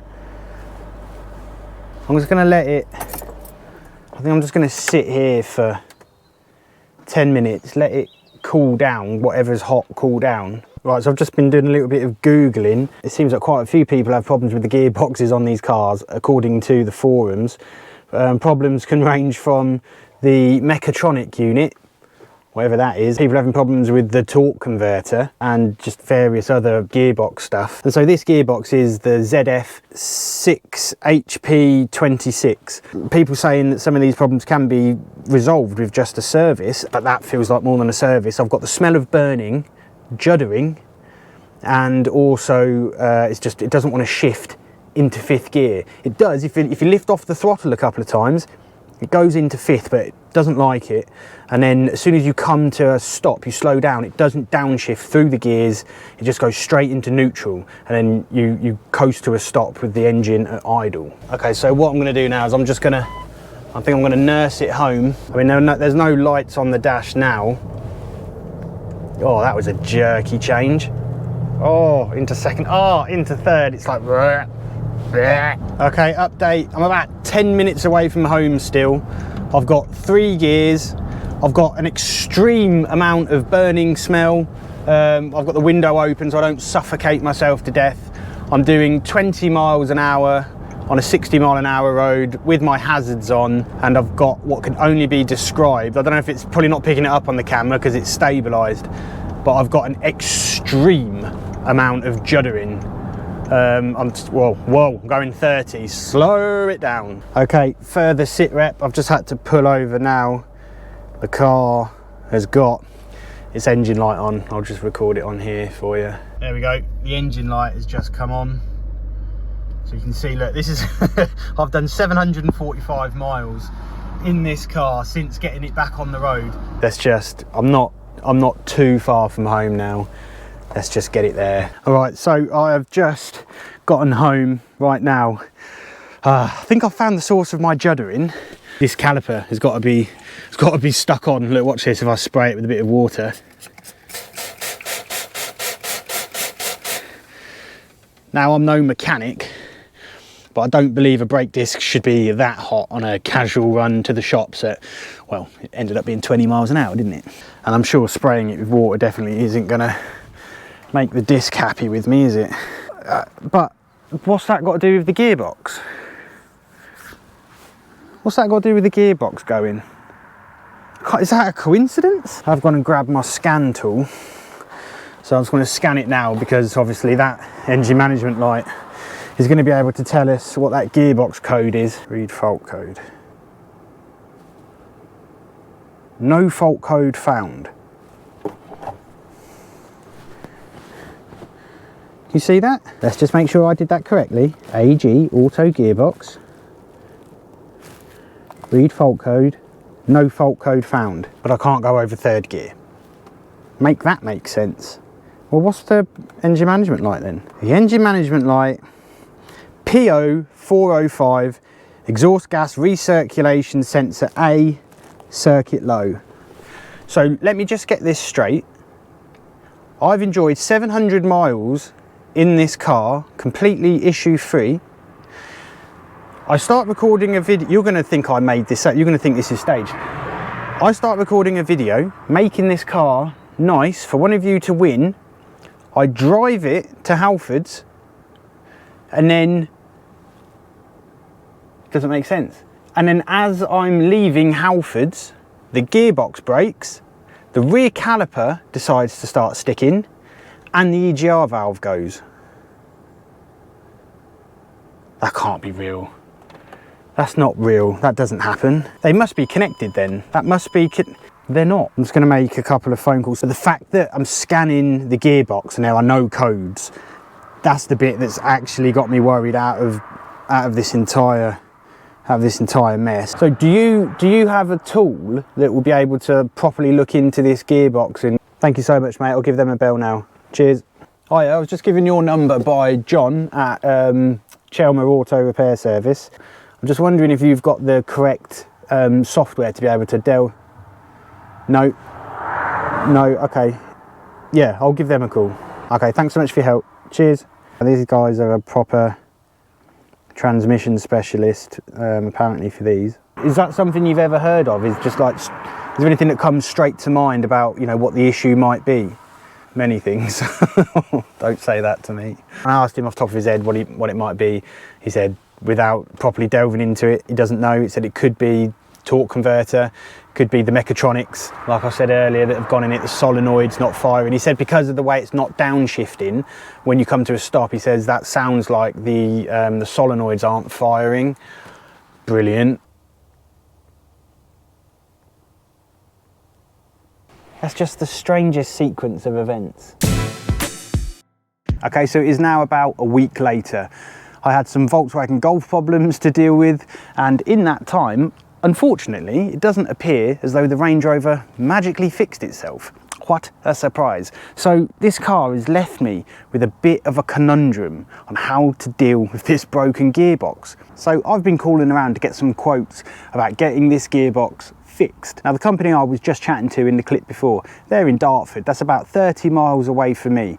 This car isn't going to make it 30 miles, especially when I have to go on one of the busiest roads in the whole UK to get there. So just to get my gearbox problem diagnosed, a diagnosis from those guys is about £100, and I've received a quote for transporting this car to them, £250, and so it's going to be £250 back as well. So you're looking at about £600 simply to tell me exactly what is wrong with this gearbox. The other options as well, just to get this transmission rebuilt by a specialist in these transmissions, is coming in at about £4,500. I'm not shelling out that kind of money. To have another company who's not a specialist in these gearboxes rebuild it, it's coming in at about £2.5 grand. Again, I'm not spending that kind of money. And then if I was to buy a reconditioned gearbox and a reconditioned torque converter, again, you're looking into the £2 grand mark. I had a look on eBay, I had a look at some companies.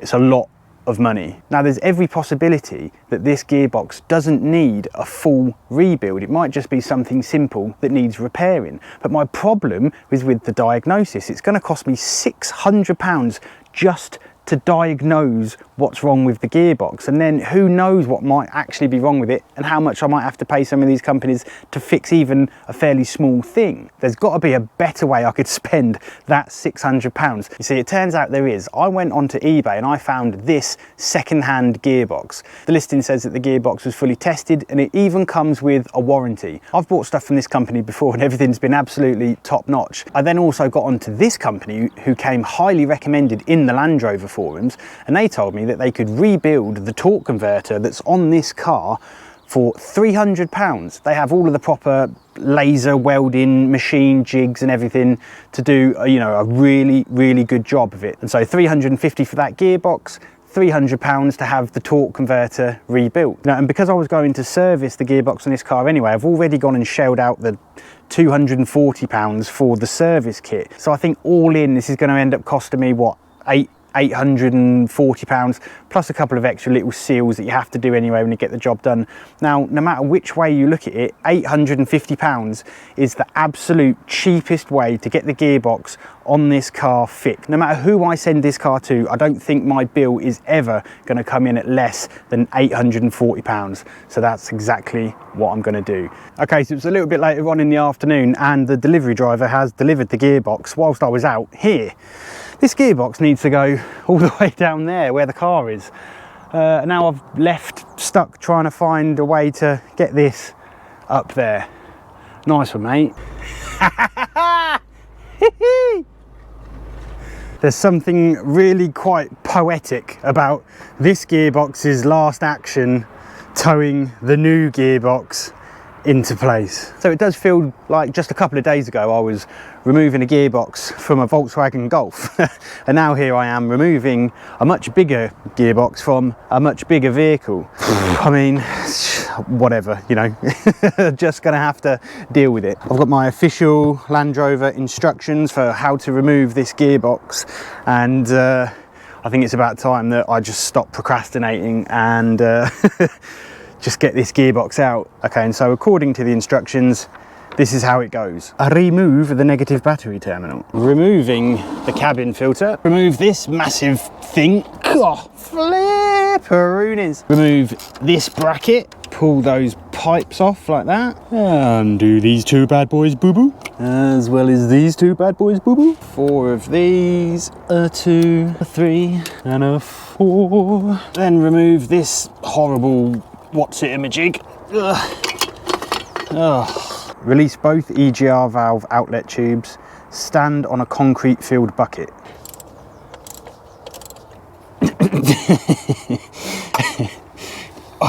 Never getting that one back in. Not in a million years. Remove this hose and this hose. Remove these front charge air cooler majigger hoses. Yes. Oh, it still feels connected to something. Okay, and that is the plenum chamber intake manifold thingamajigger. That's off now. You see here, here's the two vacuum lines that I snapped off. That goes there, and then one of the ends is there, and then one of the ends is actually on the intake manifold down there. I just missed it. It was just a simple mistake, really. So now I have to jack the car up. To the front of the Range, the wheels are off the ground about 2 inches. It's sitting on 2 6-ton axle stands. Can we just take a second to appreciate the articulation on the Range Rover's suspension? Look how much travel there is. Look, I'm 6 foot tall. And then we have to remove the starter motor. So a 10mm is too big and a 9mm is too small. Sure. That was always going to happen. Okay, so I've just had an idea, and I can't believe that this has only just occurred to me. Well, I can believe this has only just occurred to me because I don't know what I'm doing. But why don't I just remove a little bit of oil from the gearbox right now whilst I'm under here before I go any further to see if I can see anything in the oil. And don't tell the missus, but I nicked a pint glass from inside so that I can actually see what colour comes out of this. Now's the best way to do this. Ow, get my foot off that. It's a thorn. Really should have done this earlier. Like as a first port of call. Okay, go back up, do back up, go back up. That smells absolutely rancid. Is it supposed to smell rancid? Does that mean what I think it means? So I have just been looking online. Someone said, if the oil is black and smells burnt, then it could well be clutch disc material suspended in the oil. If emptied out, there is a good risk the clutch discs will just slip. So it very much looks as though then, by the sounds of that the torque converter is the issue here. Now, what I'm not sure of, because obviously I'm now just in my head straight away, I'm thinking, okay, save a bit of money here by pulling the torque converter out, having that rebuilt, and then just putting it back into this transmission that's on the car if the transmission itself is fine. But what I don't know is if all of if that is full of clutch material, then where has that clutch material got to? Has it gotten all the way through the gearbox? Is it in the solenoids? Is it done something horrible to all of the seals? So if I was to get the torque converter rebuilt and then just put it back into that gearbox with a load of this stuff still floating around in there, even if you manage to kind of flush a lot of it out, is that gonna, I don't think that's gonna, I'm just thinking this problem through in my head. It's probably still best, isn't it, to fit my new transmission, hoping that this hasn't happened to that one as well. So welcome here live underneath a Range Rover. So you can see there, I've marked, you have to mark this drive shaft flange in relation to the pinion flange. Something just fell on my face. I've removed the bolts, absolutely fine. To be honest with you, with this being on the floor meant that the drive shaft didn't spin when I was undoing the bolts. The rear on the floor anyway, this is the rear drive shaft. So that really worked in my favour, which now means, I suppose, that when I come in a minute to undo the front drive shaft, because the front wheels are off the floor, that's now going to spin on me. And those bolts are actually on quite tight. Okay, so I'm just about to remove this large transmission support. I've undone 2 of the 4 bolts, one over there, one in each corner, just to keep this up there for now, just while access was good. That took a lot longer than I am willing to admit. Come on.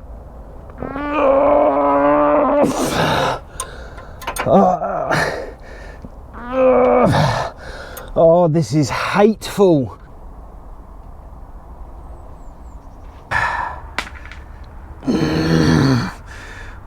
It wasn't that long ago, I was sure that I was in a similar position saying never again. And so there are 14 bolts that keep the gearbox to the engine, and this is why we took all of the stuff off of the top of the engine, so that I can actually gain access to the back there and I can get the top bolts from above.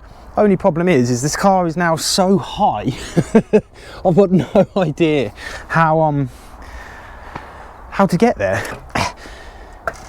Oh. This is, oh. Okay, and it's just started raining.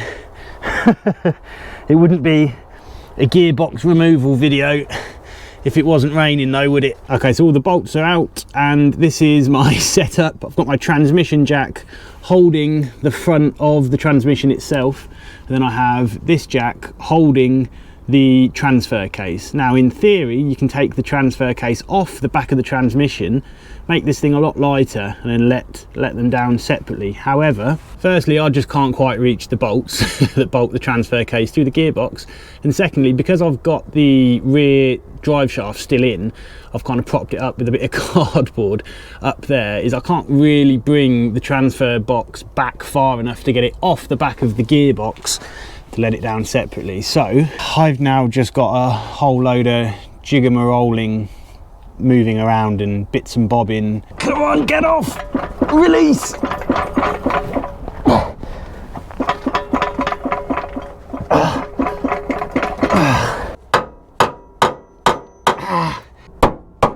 Come on. Okay, go backwards.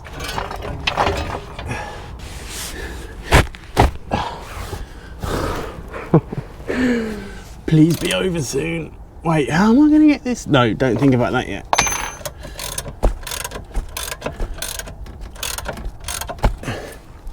Ah, fuck.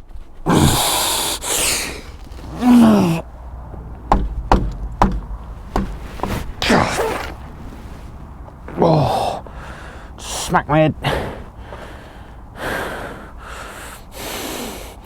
So close. I'm so close.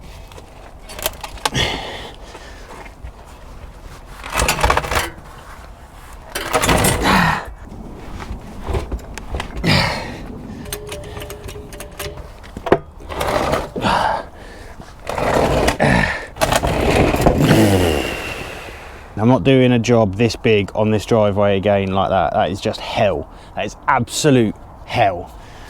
Oh, that's a little mouse house in here, look. All for this, the main prize. Oh, the torque converter. Which is full of junk. Brilliant. Just brilliant. Might not look it, but it is actually a few days later yet again. I've been making a bit of progress. I haven't filmed some of it, just in the interest of actually getting stuff done. So if we come down here to, this is the, well, first actually, the torque converter. I've drained the torque converter, and the torque converter has been shipped off to a company called Sussex Autos, who are going to rebuild it. And I found out on the phone when I spoke to them that they also offer a lifetime warranty with it, so you know, that's pretty nice. And then this right here is the replacement transmission. I've installed a new oil seal around there. There's the old one. I've also pulled off the transfer case from this old gearbox at the back here. There was absolutely no dramas with any of that. I do need to clean out in there. There's an O-ring here that needs replacing, and some special grease that goes on to the splines. Yeah, it comes as a kit from Range Rover. You get this Wycon anti-seize grease. I don't know what's so special about that particular brand, but I'm going for it. And you get an O-ring in there. These are flywheel bolts. I've got a few flywheel bolts knocking around. That's a EGR valve gasket for when that gets done. Oh my God, I haven't shown you this. You're gonna love this. Wait, this is something that, where's my tripod? Okay, so before I reveal this, on Instagram, a guy going by the name @CoverArtGuy got in touch with me, just sent me a DM and said, oh, I've been watching your videos, just want to say I really like them. And then I clicked through to his profile and realised he does the most amazing art. So I commissioned a piece of Range Rover specific artwork that I think is very, very fitting. Check this out. How cool is that? So that is this Range Rover. You can see there's the smashed screen from when I bought this car when it needed rebuilding. And instead of Range Rover on a bonnet, it says not economically viable. That's really cool. And then look, there's a person laying underneath it in a cloud of smoke. So if you want one of these, you can actually buy them in my store. You can get a sweatshirt, a hoodie or a t-shirt, and they come in a few different colours as well. And every purchase you make helps support the channel. That's so cool, look. Okay, and then so carrying on with the gearbox, I mentioned before that I was a bit worried that there's still going to be a load of that silted, horrible, messy, old black oil that would be in the transmission cooler lines and in the transmission cooler. Well, I have managed, I'm pretty sure, to flush all of it out. So if we come down here now to the front of the car, you can see up there, that there is the transmission cooler. It's an oil to water cooler. And what you can see right there, that's one of the oil lines. And then here is one of the other oil lines. So what I did is I pulled these connections off, and then I simply pumped, using a hand pump, I pumped fresh oil into the cooler, and it went through there, flushed it out, and came out of that fit in there. And I did that using just regular ATF, because the actual gearbox fluid that you put in this, it's over there, it's called ZF Lifeguard Fluid 6. That stuff is very, very expensive. I can't remember, that's something like £20 a litre. So what I did is I did the actual flush with some really cheap kind of generic ATF, and then when I saw that it stopped turning black, I then pumped a little bit of that through to clear out the ATF, and so the cooler itself is now free of any of the clutch material and just the old horrible oil, and it saved me having to actually pull that cooler off. Right, what else have I done? The brakes. So you know we were having this rear caliper, it was sticking, wasn't it, and you saw me squeeze squirt the brake disc. I've fitted a new caliper, new brake discs, new pads, and there was nothing really to write home about that job. That all just went nice and smooth, just like any brake job really. And I thought you might find this interesting. So this is the old caliper that I pulled off. Here's my wind back tool.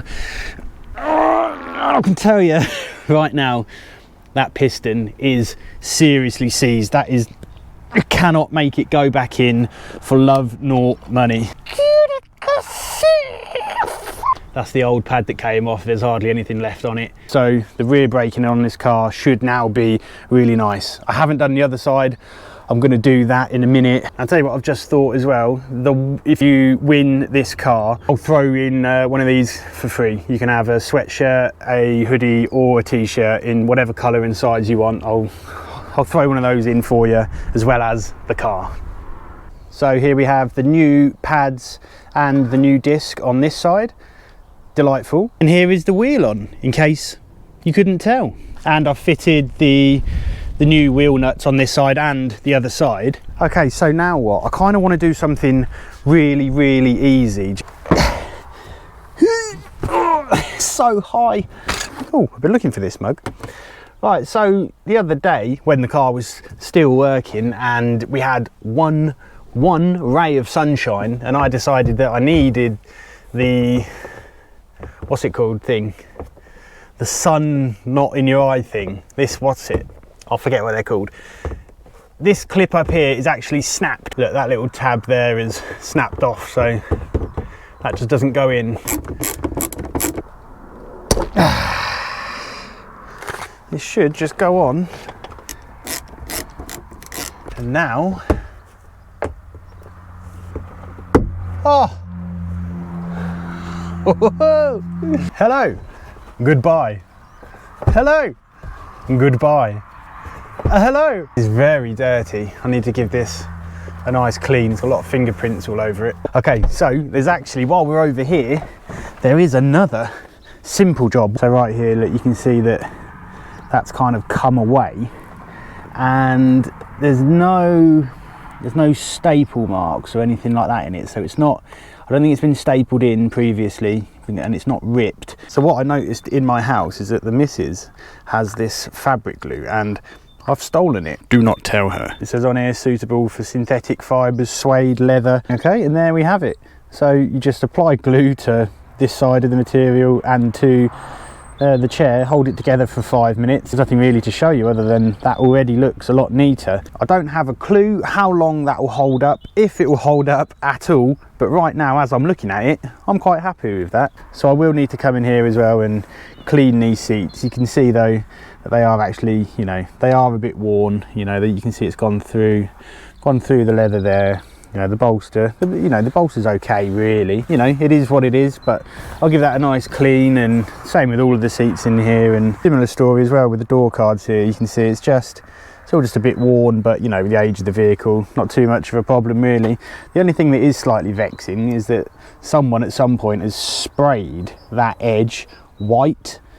You don't notice it instantly. I've only really noticed it a few weeks ago, but it is a little bit annoying. Maybe I could touch that up, but I don't know. But you know, really for a 17-year-old car, it's not too bad.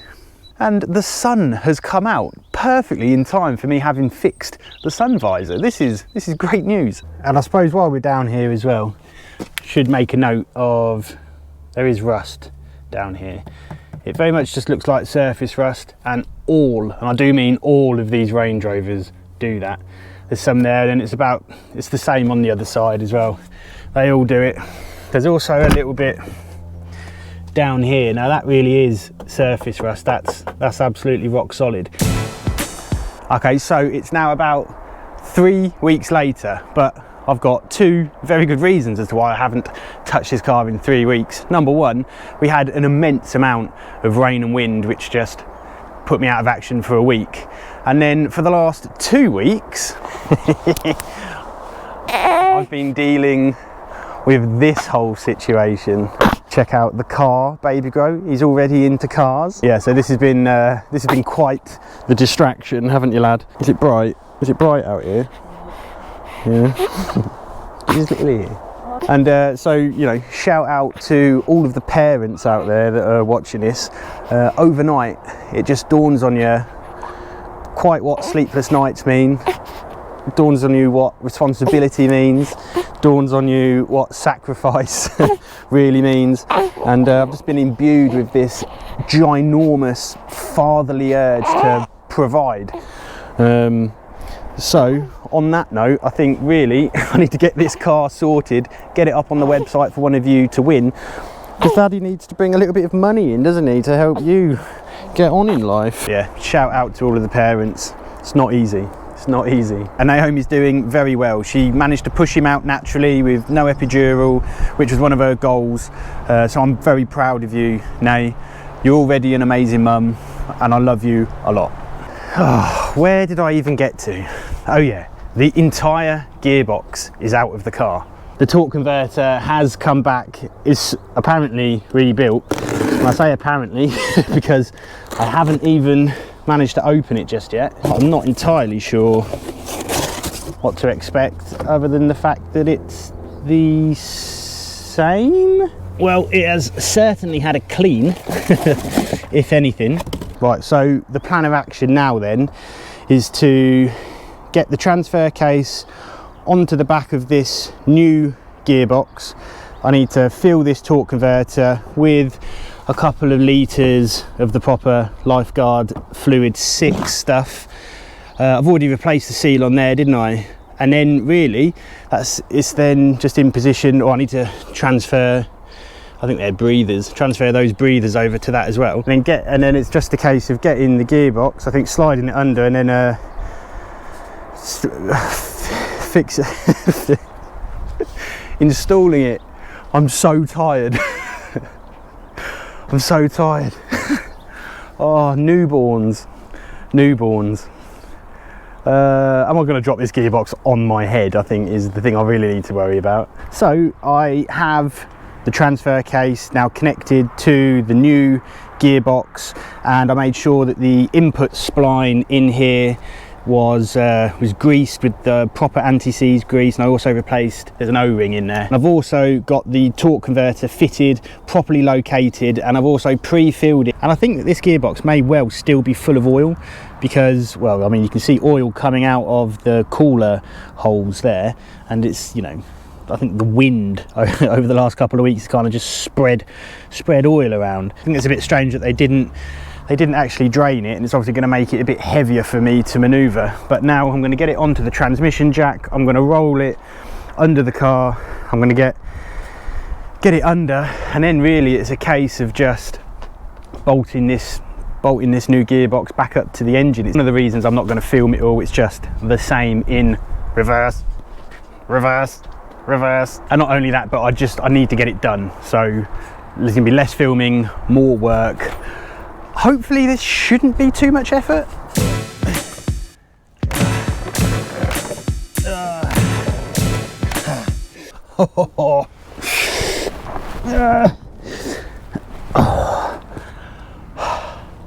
That wasn't too bad actually.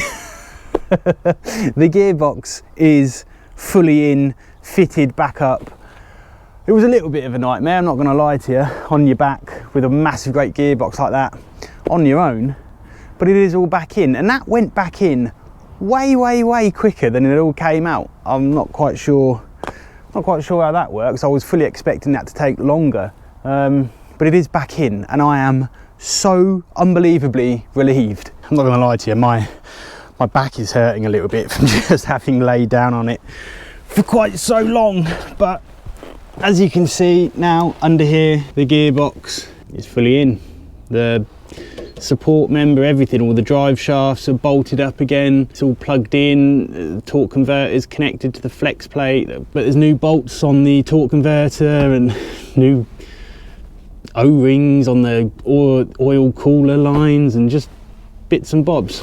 So you can see there as well that I've pulled the fuel, not the fuel thing, the oil pan off of the transmission there. This is the replacement transmission, don't forget. Right here, this is the oil pan for the transmission that I've pulled off. This is off of the new gearbox, and if you look at this oil here, if I just dip my finger in there, you can see that that oil there is actually clear, unlike the old oil which was black. So, and there's no, I've already shoved my finger in there, there's no metal around any of here, there's no nastiness. That's a good sign to start off with, that doesn't seem like this transmission, well, the torque converter in this old transmission went bad. And so what I have got here is I've got a brand new ZF oil pan. This is a genuine oil pan replacement for that. So I'm going to fit this in. Well, firstly, there are 1 trillion, yes, 1 trillion bolts that go into holding this thing up. Oh, the joy.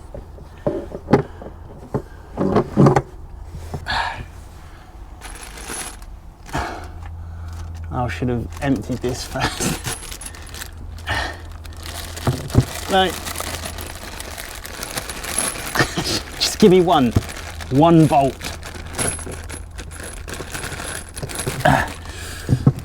Yes. And don't worry, I clean down all the mating faces first. Where's my thing? Oh.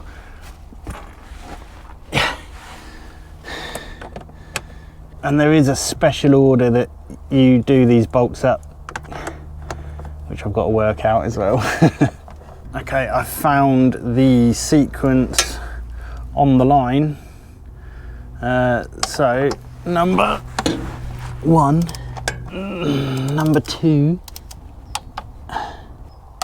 3, 4, 21. And now comes the bit that I'm really not looking forward to. I need 9.5 litres of oil in this gearbox.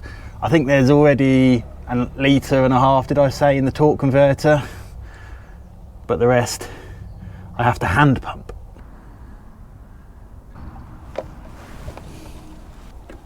Yeah. Oh.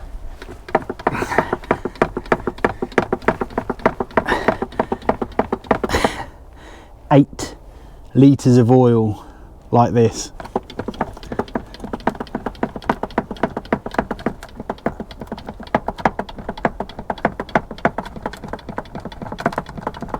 Oh.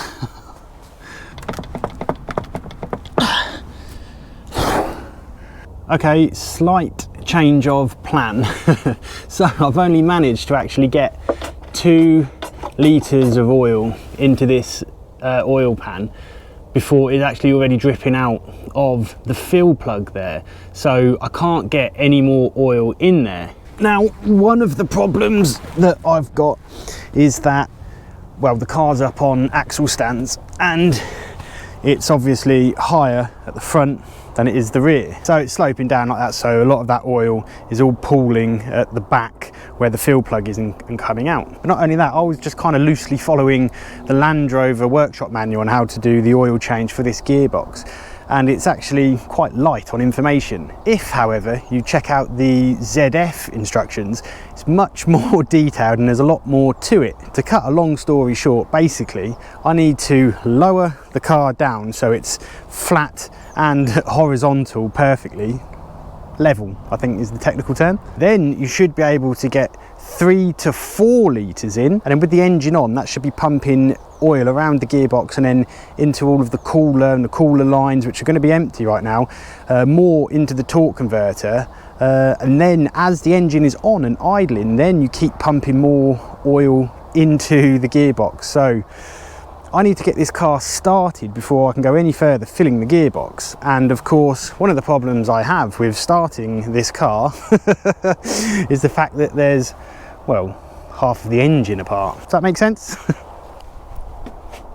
And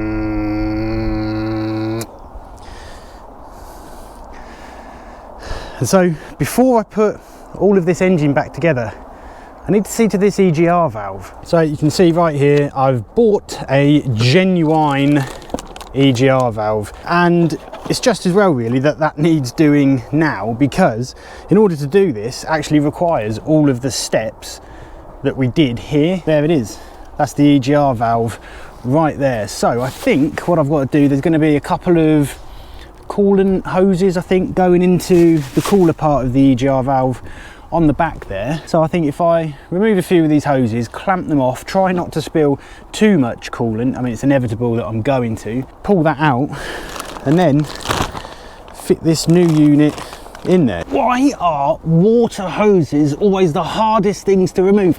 You'd think they'd be the easiest things to remove really, because they just should be slippery and wet. So they're always a fight, always a fight. Okay, come on, out you come, out you come. There you go, lovely, lovely, get out, yes, yes. And there is the new EGR valve mated up to the EGR cooler, new gaskets and everything, and now that's ready to basically just be bolted straight back into the car. So what I'm going to do here is I'm just going to get to work basically reassembling all of this. So I managed to get the inlet manifold back in, really not too much drama. I've just started going around and connecting all of the connectors back up. What I did want to do is take a look at these broken vacuum lines. So this is one of the broken ones, and as you can see, all I've done is just put a straight hose connector in there.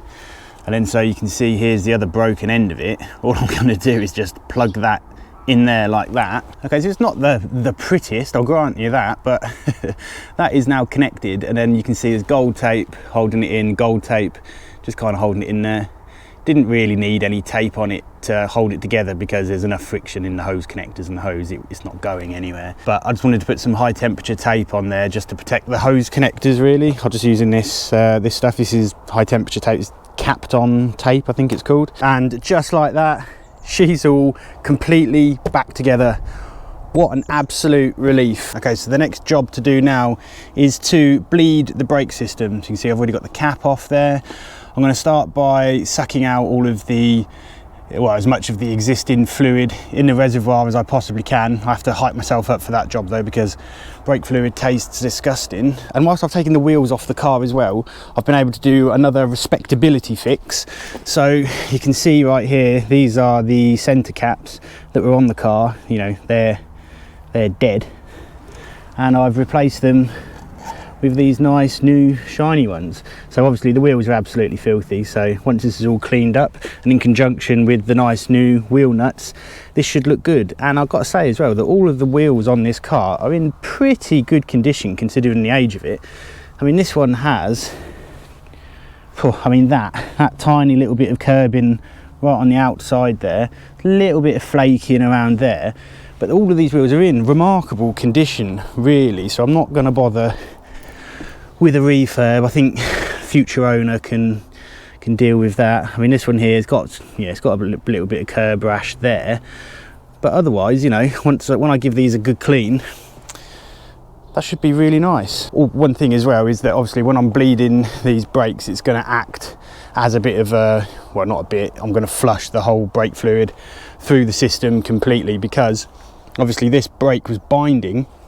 And I do believe that if a brake is binding and putting all of that heat into the system, once you take the brake fluid above, you know, its boiling point, I suppose, it starts to degrade and you get a lack of performance from the brake fluid. So it is a good idea now to just flush all of the brake fluid out of this system and come at it with nice fresh stuff. And so, you know, this car's going to perform well under braking and be safe. Okay, and that's the brakes bled.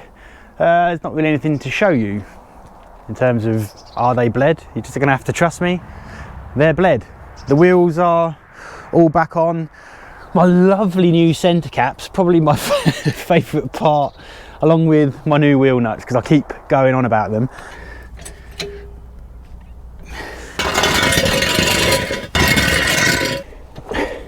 Oh, this is comfortable. Hang on. No, can't get my other arm in there. Okay, so I managed to get about another 3/4 of a litre in before it started coming out of the fuel hole again. So I think that's as much as I'm going to get in that pan before it starts getting pumped around the gearbox. So now really all there is to it is I have to start the car.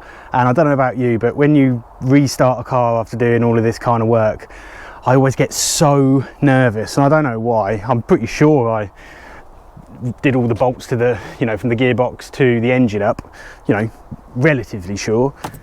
Okay, nothing. The key won't turn. What? The battery. The battery isn't hooked up. Please work, please work. Transmission fault, limited gears only.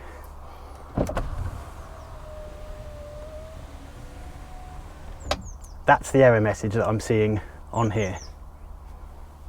Please, everything be okay. Okay, are we going up?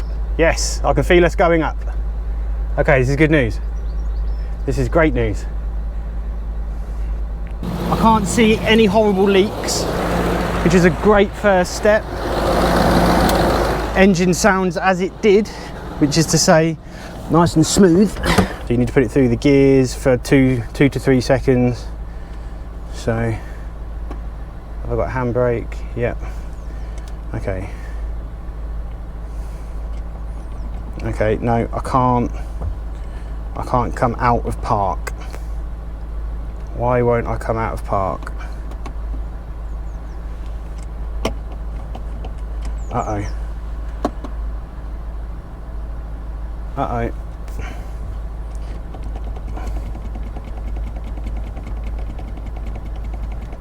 Oh, good. Oh, God, I hate this so much. I hate this sort of thing. No idea what's going on with that now. I hope I've found what the issue is. So at first I thought, well, I mean, I've just thought the inevitable. I thought, oh no, I've just been sold a bad transmission. And then I went ahead and scanned it. No, I'm not having any codes come back now, including transmission codes. There are no transmission codes for this. I still can't take it out of park, and it makes complete sense because this is, you know, a modern car. Well, not a modern, I don't know what that was. It's a modern car, and as most people know, when you replace a major component on a modern car, you need to code the new one in, and I think that's the problem I've got. In fact, someone here has posted on the forum about this, and it says coding is necessary with the 6-speed transmission onwards. I know this because I swapped mine in the summer and assumed it would need coding. This was confirmed when I fitted it, and it wouldn't come out of park after the swap until the gearbox was coded to the car. Now, the problem with coding the gearbox to the car is I don't have the correct tool to do that. I've just had a look on eBay to see if I could buy one of the tools, and you can, second hand. £500. £500. The tool is called a Gap IID tool. Oh, so what I've done is I've just posted on my Instagram, I've just sent up a flare basically to see if anyone in this area has got one that I might be able to borrow. I don't know how this is going to go. So one of the things that I can do in the meantime is deal with this top, what's it called? What's this thinger? The top, what's that? Glove box. Don't know why I couldn't think what that was called. Also, the temperature's just dropped about 5 degrees. I can't believe it's 7 degrees currently right now. It's almost May. Just the English weather can just be brutal. Just does not know what it's doing, does it? Minute to minute. If you saw the earlier videos on this car, you'll know that I did replace this because this whole dash got completely destroyed, and I bought this off of eBay, and in the photo on eBay that was obviously taken with a potato, these colours are very close. In the photo it looked like that. Obviously it's not that. This is a completely different colour. Needless to say, this is now the same colour as the rest of the car.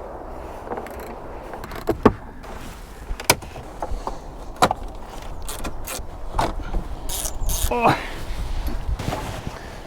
Yep.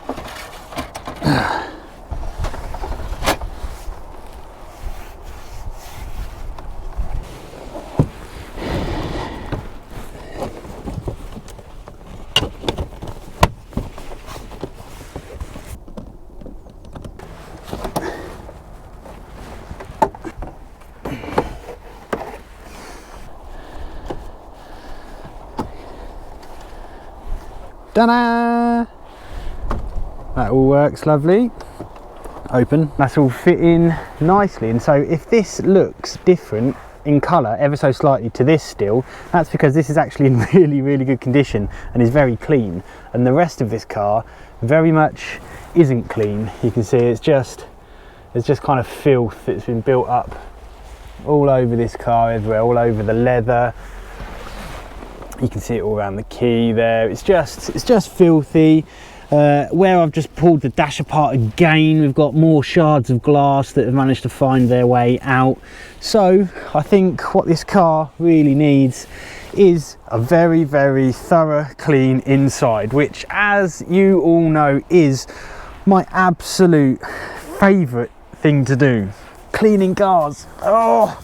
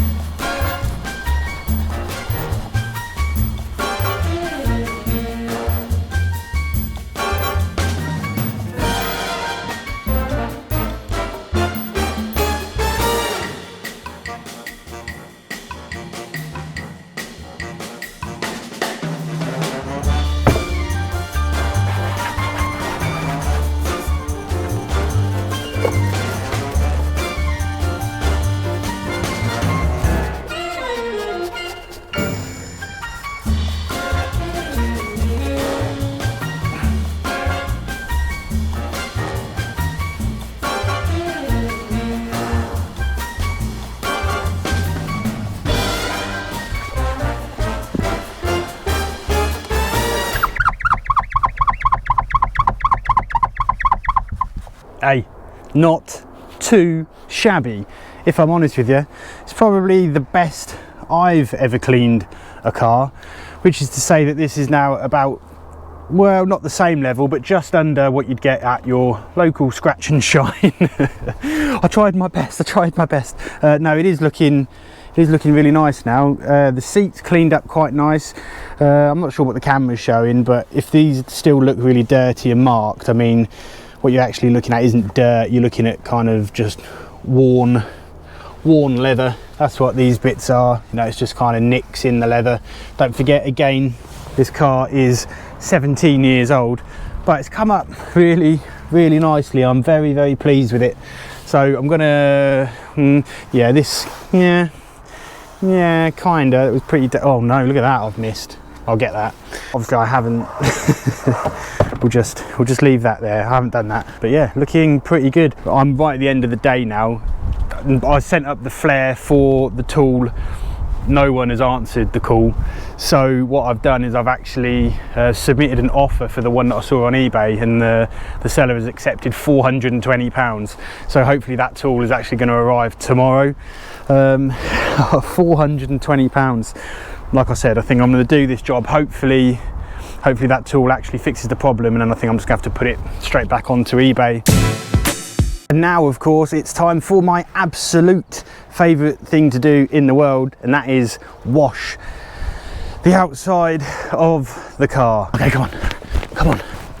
Oh, come on, you just do it, just start. I don't wanna.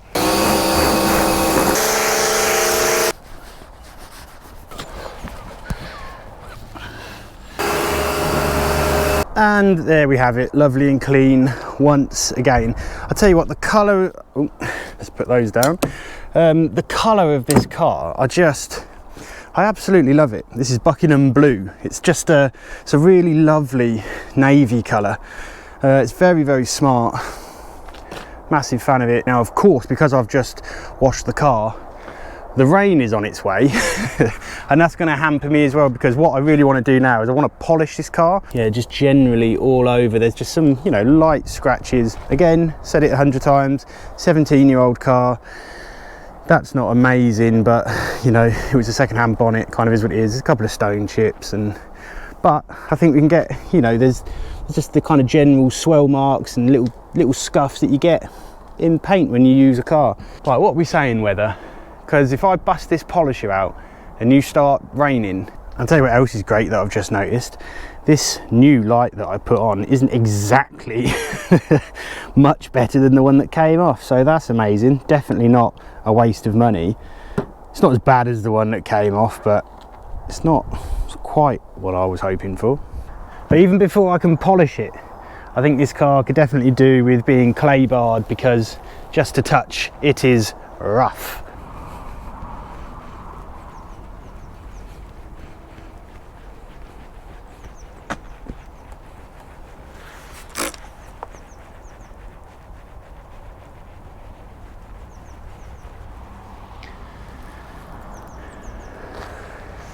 Oh, it's so painful.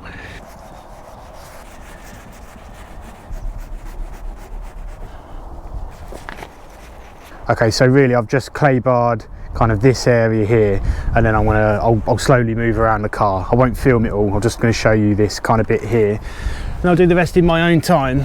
Now, I don't know if that's coming out on camera, I can't see it on my screen, but these are the kind of things that I'm trying to get rid of. I think you can see that one there. You know, there's just slight kind of scuffs in the paint, quite a lot of swell marks. You know, you've got a bit of a bigger mark there, a bit of a bigger kind of scratch, goes all the way down there.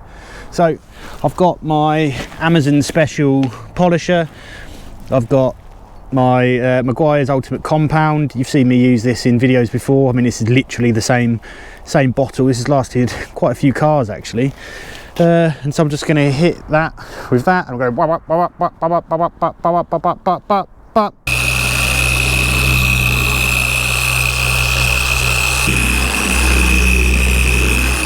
and then just applying a bit by hand in the areas that machine can't reach. Tiny little bit of effort. All of those marks have gone. I mean, all of them have gone up there. There's still a little bit of that one there, but I think I could probably hit that again. I probably didn't even give that enough attention, but all of the swell marks have all left the paint. That's so nice. You know, this bit here hasn't fully come out, but it's a lot better than it was. You know, like I said, those bits there, some damaged paint, but you know, those marks have come out a lot. You know, it is looking a lot better. What I'm going to do now is I want to go over obviously the whole car. Not going to film it, very boring to watch. See you at the end of it. Right, so before I even got a chance to think about polishing the car, this scan tool has just turned up, and there we have it. IID tool, Bluetooth, the G3 model. Right, let me work all of this out, and then I've got to work out how to code a whole transmission.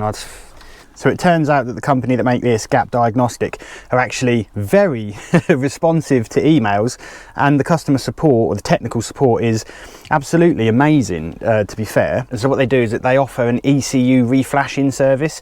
It's another 30 quid that I had to pay for, but really it says, you know, that's to cover the fact that someone has to manually go and find all the correct files to load and stuff, so you know, fair enough. They have now sent me the reflash file that I've loaded onto this tool, and so I'm going to try right now and get this transmission coded in. And so I've got the car hooked up to a charger, because this apparently can take about 6 or 7 minutes, and if the battery dies whilst you're updating the ECU, you're just going to brick it, which is obviously not what I want. ECU flash, transmission, flashing an ECU may lead to unstable car if it fails.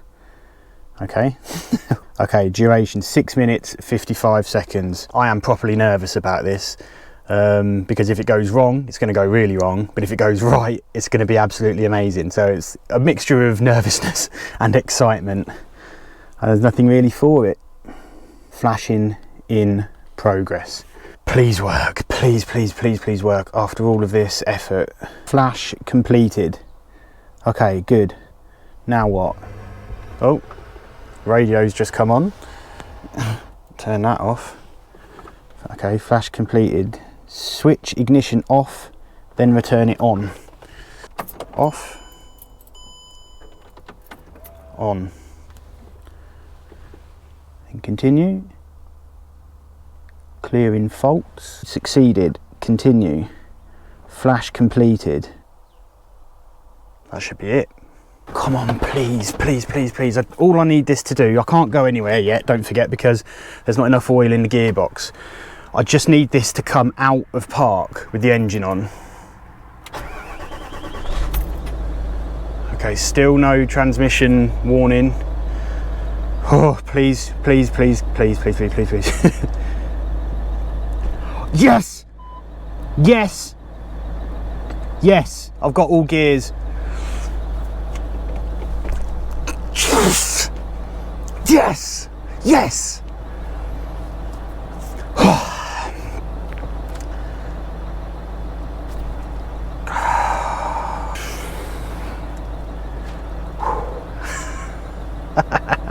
Now what I can do with the engine running is fill up the gearbox with the rest of the gearbox oil. I just want to say a massive thank you to Patrick at Gap Diagnostic for helping me through this whole process. Like, spot on, absolute spot on. Thank you so much. What I've got here are just the remaining bottles of fluid to go in. I think there's already 3 and a bit litres in there. There's half a litre in there. Transmission takes 9.5 litres, so I should have enough oil. I did just try and see if I could find a better pump than that, something a bit quicker, but I'm stuck with that at short notice. So this is going to take me quite a long time. So the order of events is start the engine. I'm going to cycle it through the gears again just to get it pumping, leave the engine running, crack the fuel plug on the transmission, and then I've got my laser thermometer, and then I'm going to kind of just shine this at the oil pan or somewhere in that area, make sure that the temperature is reading between 30 and 50 degrees C, and then when it is in that temperature range and oil is leaking out of the fuel plug, that's when it's full. Oh, I've got so much pumping ahead of me. See you on the other side. Well, that wasn't fun. So here's all my here's all my empties and some over there as well. Now this was a bit of a pain, of course, because the fuel hole is just up there, and that is obviously the exhaust. So I was in here going with the pump, you know, almost touching the exhaust with my hand. It was rather sketchy, if I'm honest, but there's no other way I could think of doing it. Obviously if I had like an electric pump or something, that would have just solved all of my issues, but all good really, to be honest with you. And so I've scanned the car again. I have no fault codes. I'm going to assume that this has worked. There is obviously one way to find out, and that is to jam this car on the road and see what happens.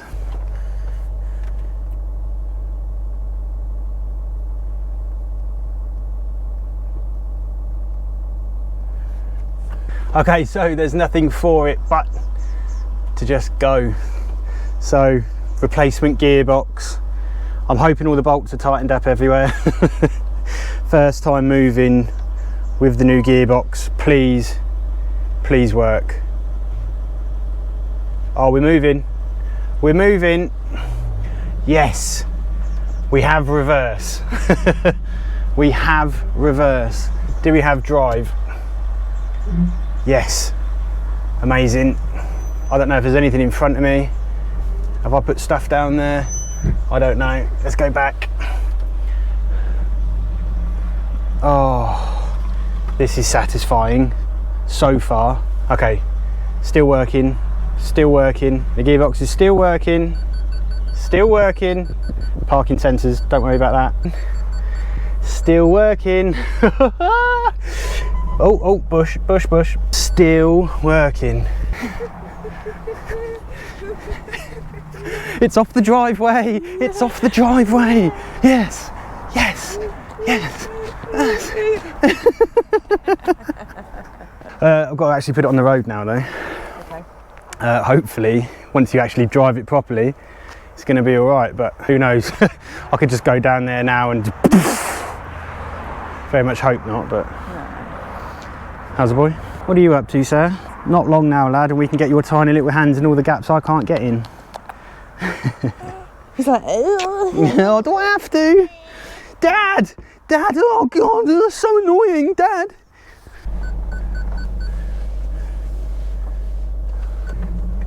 Drive, go on. Yes, shift, second.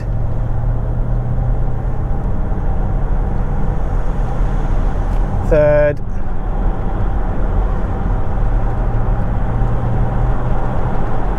Fourth. Fourth. That was the one. Oh yes, this is it. Oh, I've missed this car.